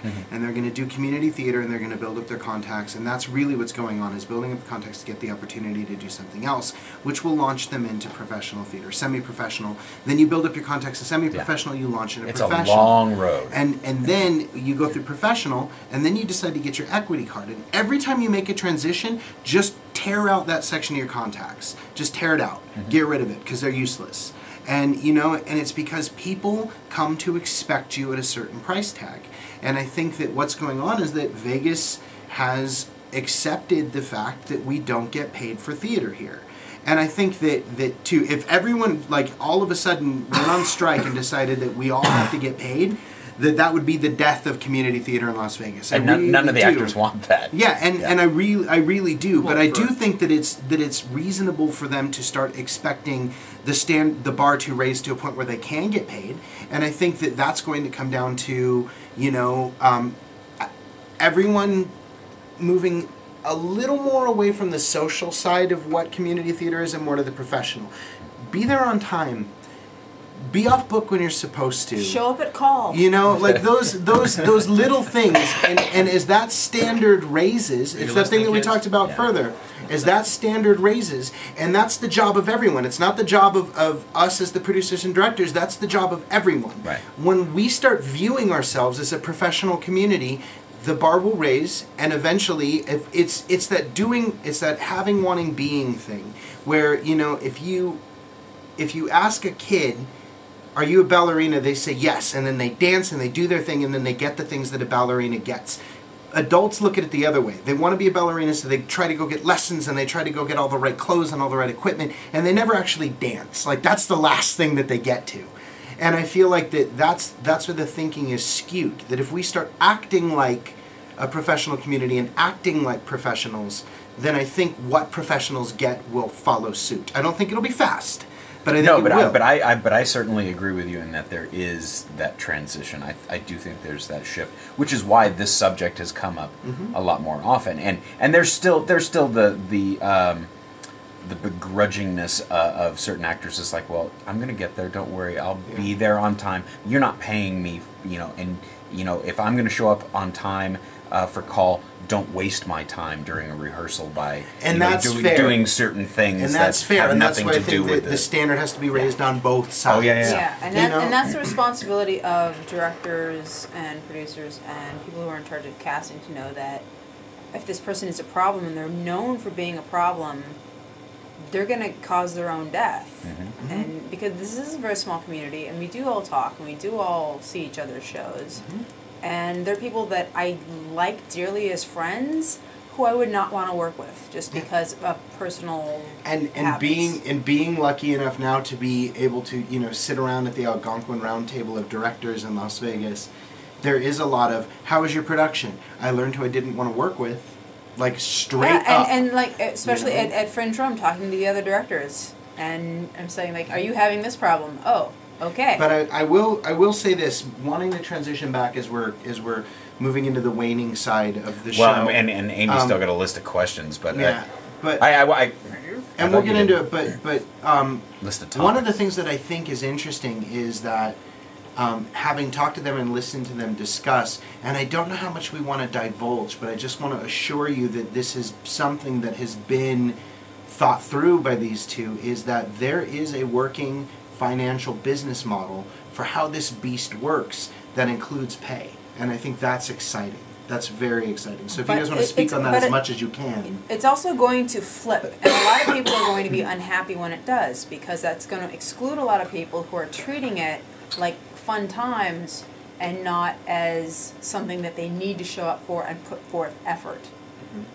Yeah, don't change your attitude because you're getting paid.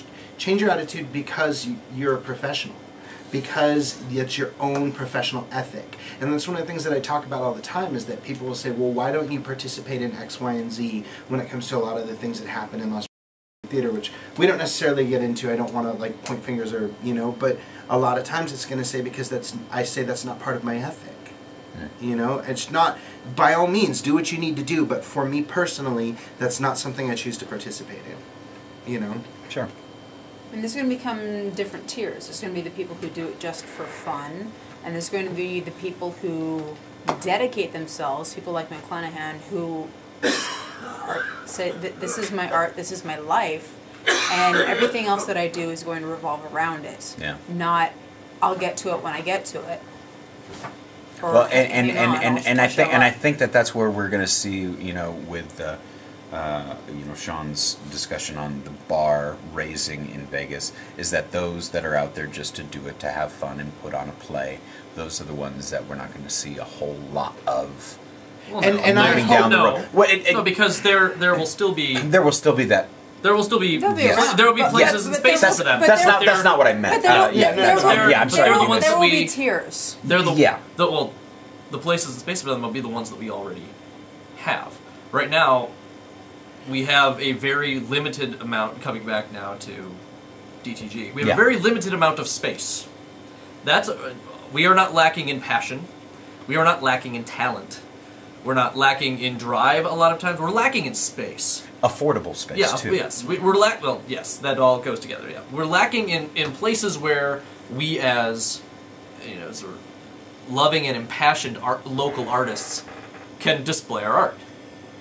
And Downtown Theater Group, we want a space that can be, that's downtown, that can be sort of the spearhead of what a term that's been thrown around a lot and that Sean uses a lot, this notion of off-strip theater that can be a foundational foothold of what every arts community has to go through before it ever is taken really seriously, and that's the development of a theater row.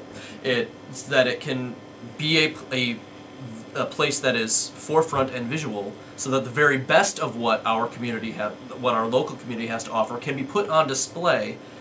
A very short taxi ride from the Strip, and within walking distance of the Fremont Street Experience, right.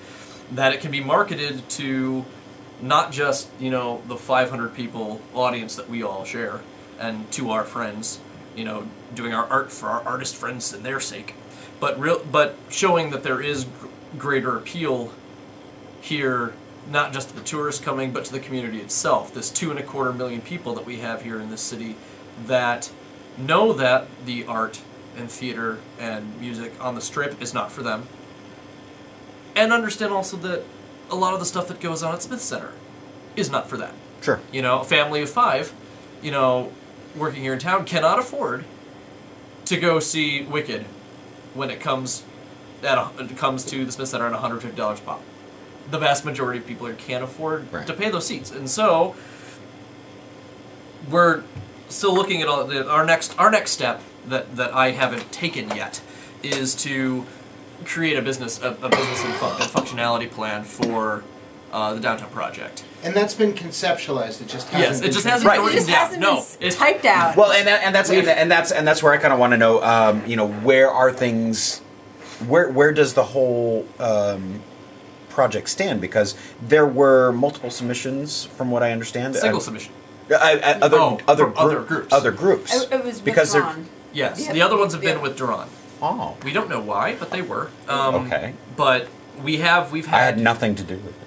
Okay. Anyway, we've had a meeting. You're gonna withdraw your offer. Yeah. Glenn only breaks the best kneecaps in town. That's right. Kim Glover, look out. Glenn's coming for you.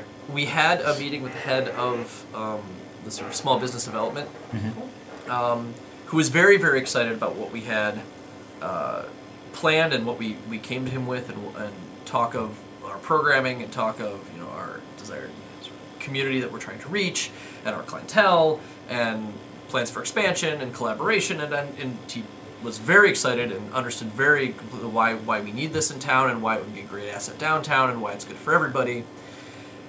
But then we also got that we weren't talking to the right person, that he wasn't, he's working with stuff that's for profit and spaces that are under $500,000 of initial investment, which we would not be. Ours would obviously be, probably 8 times that, and that's being conservative. With spaces that are, under whatever was 1,200 square feet. Yeah. Obviously ours is, again, going to be much larger than that. We found out that, Downtown Project has never, to this point, worked with a nonprofit organization. Doesn't have models set up to do it, and so on. So, but we're also given a lengthy time frame in which to figure this out. Yes, and that's the other thing. Where they're looking to develop right now, he knows that we were told flat out that there is no building that exists at this moment in the areas they're looking to develop right now that could suit our needs anyway. So we were given basically a 2-year window out from now saying, this is when we can really start talking about this. Okay. And so we were given a very long time frame. There is not an actual space already. No. Okay, so and there was part of there was breaking from ground Okay, up. okay. Yeah. I did not real. I thought there was this existing space, and Tony, was bought into it and was like, okay, I got this space. Who wants to use it? What do you want to use it for? Talk to me. This is to the point where, like, what's really impressive about these two, and again, I just said slack-jawed, is in the conversation at one point he'd said to them, well, I can't visualize what it is that you want. And Mike was like, do you want me to CAD it out for you? And he was like, yeah. And he's like, I'll design it for you. And so, like, that's really neat. But that gives you an idea of where we're coming from with this, is we're designing this from the ground up. Did you make like a toothpick model? No, I haven't. I have a hand-drawn one. I have two hand-drawn ones. I have ideal and trimmed down sort of mock-up spaces. You gonna do like a CAD mock-up of it and make a 3D printout of it? I've been talking with a couple people that do that, but it's been sort of hit or miss getting in touch with them. I just want to play with little toys in it and move things around and build like, virtual sets on it. Absolutely. Like that. Move the seats around. Which would be cool to have eventually. Well, sure, but man. But that's patience. There's lots to do. So that's where we're sitting. Well, good.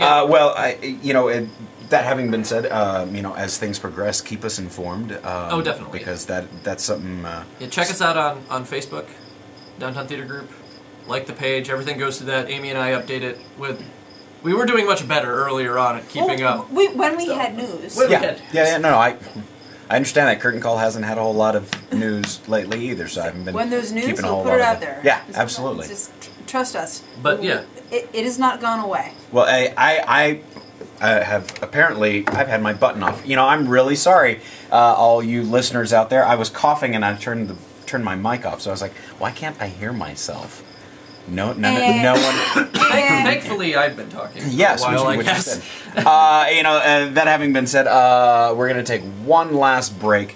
I thought Amy had some topics that she wanted to talk about. She said she'd have like 40 of them. That was an Erik Ball challenge, wasn't it? That was a challenge. And he's like, I bet you can come up with 40.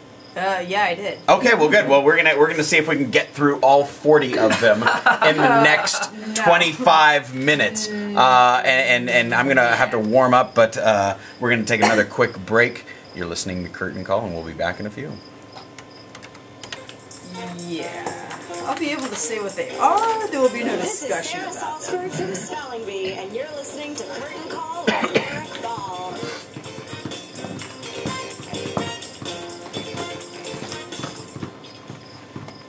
Are you sick and tired? Oh, nobody's gonna get back to me from New York. Going down and coming back up on its own. The kids knocking the motion sensors around. Oh, it's a nightmare. Custom hardwood doors here to help. So I'll send a short copy. answer. Yeah, stuff's moving forward, but it stalled out because I was kind of like getting. Oh, I didn't think anything pages had stalled out. I mean, if you guys are waiting 2 years before kind of stuff, and you're the only offer still on the table, that bodes well. They've shifted some focus to the lyric, but the lyric would never be competing with us. That's a lecture theater, and it's a little end-on thing. But there should it's 105 people. I mean, we're offering something that's unlike anything else that's in town. Oh, sure. And theirs is just for like. But there could easily be a space that it supports all these things under the same. They've blocked off specific places. If like you want to throw up a flower shop, you want to throw up a bakery, you want to throw whatever, and you're given these standard slots of space. Yeah. They haven't, and it's all allotted out. We'd be part of a secondary process that it will be down which the they line. haven't gone through yet, man. Right. I mean, They don't know. They're trying to figure out what to do now. with us just as much as we're trying to explain to them what we want to do. They're not really sure of how we can work in with their business models because ultimately they're for profit, and I don't think they forget to mention the Los fully Angeles Dodgers, Dallas Cowboys. Did we just air a sex toy commercial? Maybe. That was awesome. I'm sorry. I just heard a sex toy commercial happening and was like, I can't hear nothing. This is just on your head. story of my life. Come back in about At 45 Sweet seconds. Tomatoes, Okay. we believe that eating fresh, all kinds some food. But yeah, is an they don't important part of think leading a fully understand well-balanced how life. we can be Sweet profitable Tomatoes in food is their fresh from the model farm. either. That's Yeah. something else I Therefore, have to convince. made I can from scratch convince them every of, other single than just day. us paying Treat rent. yourself and your family to How, great because tasting ultimately recipes, we would have a fresh, lot of other seasonal value vegetables, to and everything salad around us as prepared well, and every so there's 20 minutes. and Come then dine with us they don't understand how it can be meal sustainable if it's not for your profit, specific and it's just like, There are I four got sweet you. tomato This is all stuff locations that's down the in line. Las These are Vegas for to meetings serve that I have to have. Check out our That we have to have full later. menu. Visit www. Well, I look forward to having you back on for other things, but for that specifically. Yeah, So we mentioned a lot that we should bring you on the show, actually. Bring me back. It's all Yeah. good. I'll sit yammer about anything. which It's is summer. great. We got nothing Right better here to do. the sports voice Oh, of I Las just- I Vegas. mean, in And back in AM 4-3. 1400 KSHP, North Las Vegas. Hi, this is Heidi Blickenstaff from Title of Show. You're listening to Curtain Call with Erik Ball. Playbills and monkeys and playbills and monkeys.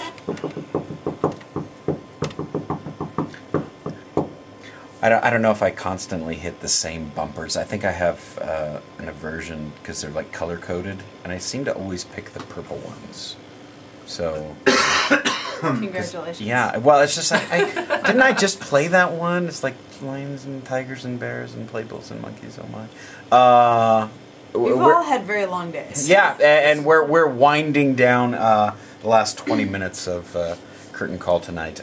Very gracious guests this evening, spending their Sunday night with us after a whole 2 weeks of Fringe Fest. Amy Leigh and the alcoholic Michael Kimm. There you go, kids. It's gone. It's gone. I'm a teacher. I'm a teacher, and when I'm not teaching, I drink Newcastle. This is what you do to me, guys. This is what you do to me. And they know they're shooting heroin right now. You guys had a long weekend with Fringe Festival. Our shows are as have I. done. You get to do more. You know what? I'm happy to do more. We're happy you're doing more.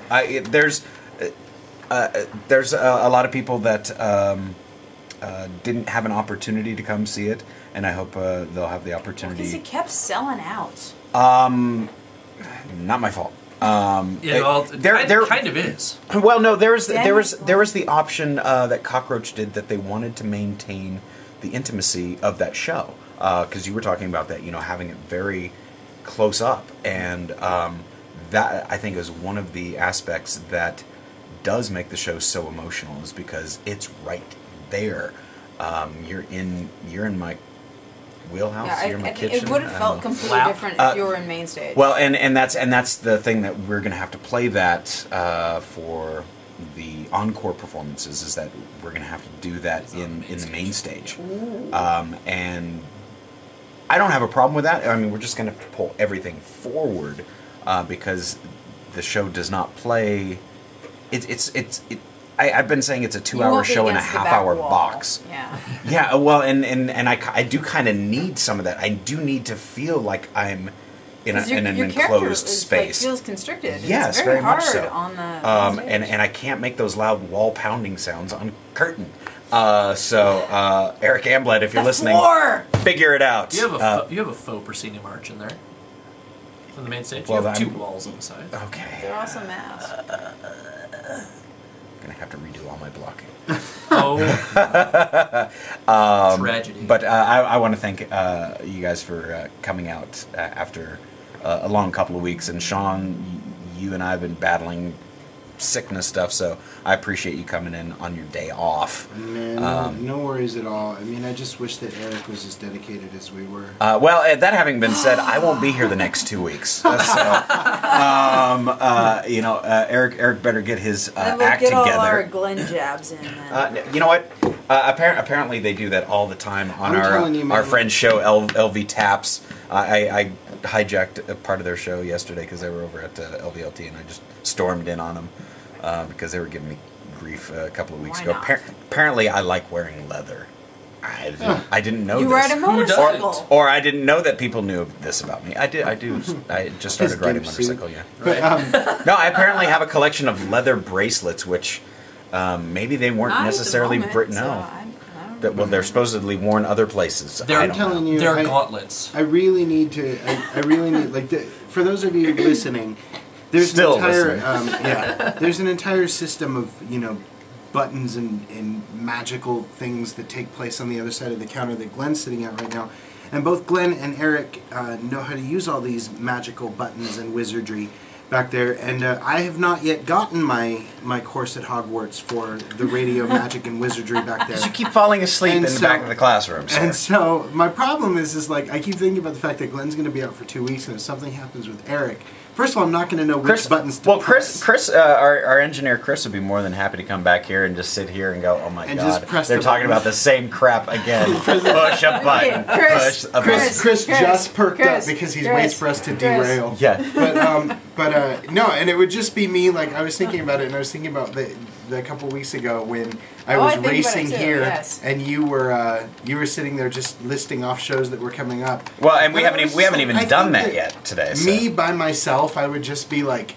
howling. It would just like degrade into like me making like strange noises. I'd just be like blah, blah, blah, blah, on the radio. That'd be Why is there no one to That's it. People would tune in and be like, "What is going on?" And the people that know me would be like, "Oh, Sean's making noises." It's amazing. Sean. Yeah. Well, you know what? It'll take all of about 35 seconds. Back here to. Don't push this button. Push these. When it's time to go to commercial, push these on the touchscreen. And I can do what you guys do. That if you don't know what to press, you just yell for Chris. Well, Chris, how do we take a call? Chris, how do we take a call, Chris? I've only People ever call taken. in? Yeah. And actually the line was live, so I don't know if somebody's been on hold this whole time. Hello, caller, are you there? Caller? Hello? It's Erik. Hi! I just wanted to say thanks for that remark there, buddy. But, well, so let's do Glenn does the current best events. he can. Well, current events. Opening this week out at Spring Mountain Ranch this Wednesday is the very first of the Super Summer musicals. Music Man by Huntsman Entertainment runs for the next 3 weeks, Wednesday through Saturday at dusk. I believe the gates open at 6 and curtain is effectively when the sun drops behind the mountain. So roughly 8 o'clock-ish, but get there early, grab a good spot on the lawn, bring some food, bring some Newcastle if you're so inclined. The lawn seats about 1,100, and They've pushed it to 14. Yes, they have. I think there was some record numbers set when Annie was out there a couple of years ago. Fire marshals were told otherwise, but yeah. And then next month you've got How to Succeed in Business Without Really Trying, and following that, Legally Blonde, and the September show, which I've been fortunate to be cast in, is The Producers. So I will be having fun keeping it gay, as it were. Your dream Heil role. myself, heil to me. I'm the crumpet to change all history. Next Friday and Saturday, encore performances at the Las Vegas Little Theater main stage. Not sure the exact times yet, since the Tony Awards were just posted tonight. But 3 shows received Best of Fringe this year.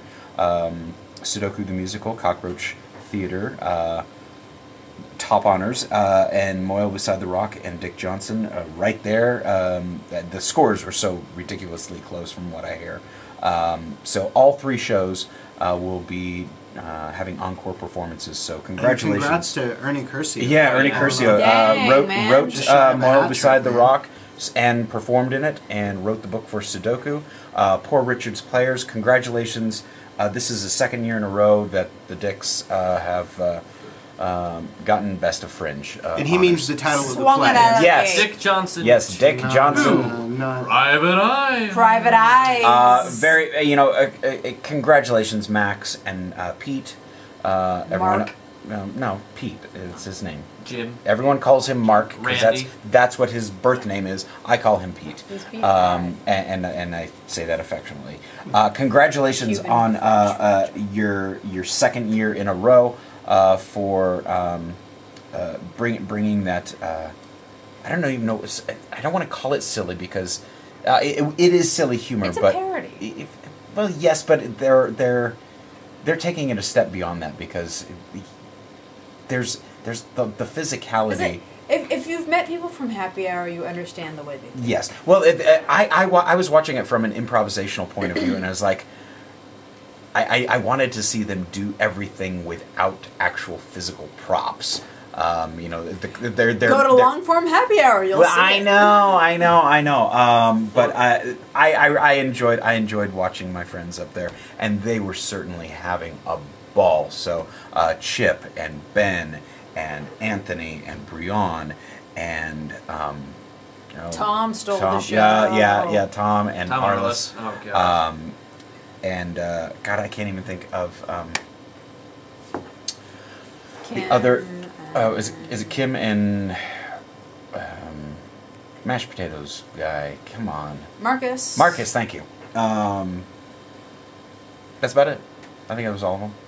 Yeah. Marcus different than me, so. So, and I mean, and all of that is great, but I mean, I want to get down to brass tacks here, and this is very important. I need to know this. I'm going to begin with you, Amy. Invisibility. She's already got that. Running at super speeds, or flight. You can have one. Which power would We're you? not going to talk about other shows that are upcoming. Honestly, I'm not sure. I'm not sure of any other shows right at the moment. Oh yeah, invisibility. So why invisibility over the other? I can spy on people. Oh, that's what Facebook. Shauna, I do have to mention be this. in the room. And my we'll get back to it. Hold on. My apologies to Off Strip Productions because there's a lot of people who've been working recently on the Laramie project, which opens Friday, June 21st. 8 p.m. And runs through the 29th at the Onyx Theater. David Ammett directing this project. So forgot about that. Thank you, Mr. Michael Kimm, for bringing that about because I keep forgetting to mention that one. And even though a number of friends in it, I think Lysander's in it. Lee Myers. John, is it right? John Ivanov? Yes. Yep. Yeah. Okay. Okay, well, congratulations, guys. I'm going to save yours for last because I think that it's going to be the most involved answer, and I'm almost afraid to ask it. I didn't hear it yet. Because no, you haven't. A different question. And I'm concerned that that also Tim might be upset with me, but I'm going to throw it out there anyway because I think that I want you to really think about it before you answer too. So I'm going to go to Glenn, and Glenn, for yours. If you had the choice between two powers, one of them is going to be like your B-list kind of, Aquaman-y, not as cool power, but you get that one just for free, just no hassle at all. Or full-on like scientific experiment, 48 hours of excruciating pain and the possibility of death, but then you get something like, what's possible? What's the percentage? I'd say there's a 10%, don't say 50-50. You'll either live or die. 10% chance that you're gonna die from the experiment, but you walk out of it with like Wolverine class powers. Like you don't know what it's gonna be. You just know that they're gonna be epic versus lame for just. Well, let's talk about lame because I always saw Mr. Fantastic as being cool, and then Plastic Man as being lame. Well, It's like Wolverine or Toad. Yeah, that's fair. What is Toad's power? He can jump. He jumps. With the tongue. That's lame. Yeah, right. Yeah. So like you're gonna get something like that, like you can turn into like liquid, or something, or what shape of what liquid? or something, and you'd be a little more useful than that, but not much. Like it's not an impressive power. So basically it's sidekick versus superhero. Yeah, but there's a cost for superhero. It's like there's always a cost. Pain and potential death versus you get some ability for free. Here you go, Glenn. We're gonna give you a little shot in the arm. Power. Okay, well, what's my lame power? You don't know. You don't know. So it's a crapshoot either way. Yeah, it's a crapshoot either way, but you know that one of them will be epic and one's going to be lame. Epic, lame or death. Yeah. Well, death can be epic. You know what? I choose death. Death for me, please. Thank you. Anyway, go. Death by Bunga Bunga. You know what? I would probably go with the possibility of death for the opportunity to have something spectacular to do something spectacular with. That's respectable. I look at it this way: if I'm going to be a superhero, you got to put yourself out there for risk anyways. So Glenn wears leather. He's a badass. What kind of born epic, to be mild, honey. Born to be mild. Rebel without a clue. What are you hoping for? What are you like? You know what? We had this discussion last week. You know, if I had the money, I would be Bruce Wayne or Robert Downey Jr. or Tony Stark. You mean? Yes. Yeah. There we go. I was like, Robert Downey Jr. Oliver was Oliver Queen. Mm-hmm. Those are the ones I like. I like the vigilante superheroes more so than Superman. Hey, I'm from another planet. You do realize that Batman doesn't have any superpowers. I realize that. Okay. I'm gonna quickly segue just super fast, real quick, and say that I'm very upset at this Gillette ad on how does Superman shave, and I'm exceptionally upset because they had the MythBusters discuss it, and they said that it was some kind of like collider that they were going to use to bust off the hairs. Bill Nye the Science Guy came up with a super powerful grinder where it wouldn't actually be the grinder that did it, would be the friction of the hair versus the skin follicle that would snap it off. And it would be Superman's own skin follicle that was breaking the hair. And then Kevin Smith said a comment to the face, and I was disappointed in Kevin Smith because he knows the answer. Does anyone know how he actually shaves? I have no idea what you're talking about. This is throughout doesn't time. he use one of his crystals? Off of the mirror? Yeah. He bounces heat vision off of a mirror. That was answered way back in the day in the original comic. It was answered in one of the movies. It was answered in the TV series. And I was just really disappointed that, come on, Kevin. Kevin, if you're listening, I'm disappointed. He's in the call-in right now. Yes. Okay, so Mike, since we're pushing time here, I got to get to yours. Now, I want you to think on this, because I know what your knee-jerk reaction is going to be, but I don't want you to knee-jerk. I want you to just give it a little bit of thought first. Okay. Okay? Gandalf the Grey. Okay. Versus Dumbledore. And a wizard's duel. Gandalf the Grey. White, it's obvious. Whose rules are you using? Are you using traditional dueling rules? Street fighting? Put him in a room. All magic abilities granted to both of them. Dumbledore has his wand. Gandalf the Grey has his staff. Go. Deathmatch. No, you said I have to think about it. So yeah, think about it for a minute. Okay, my knee-jerk is that you would say Gandalf the Grey. Well, sure, because Lord of the Rings is a million times better than Harry Potter in every conceivable way. However, Harry Potter's still good though. Like let's not take away from the fact that I would argue that one of these sets of books created a genre, and one of them aspires to be the other one, right? So obviously, Lord of the Rings created the genre. Harry Potter desperately wants to be as cool as Lord of the Rings. Now, so let's go to. Okay, so the way we have to do this, we have to go to most. I guess we have to. Let's look at some different things here. First, let's look at who these two men are. We have Dumbledore, who is a human being, and we have Gandalf the Grey, who is Mystery, who is a demigod. Okay, so there's one. Mm-hmm. Advantage, Gandalf. Okay. Let's go most powerful spells. We don't really know because that's not the way magic works in Middle Earth.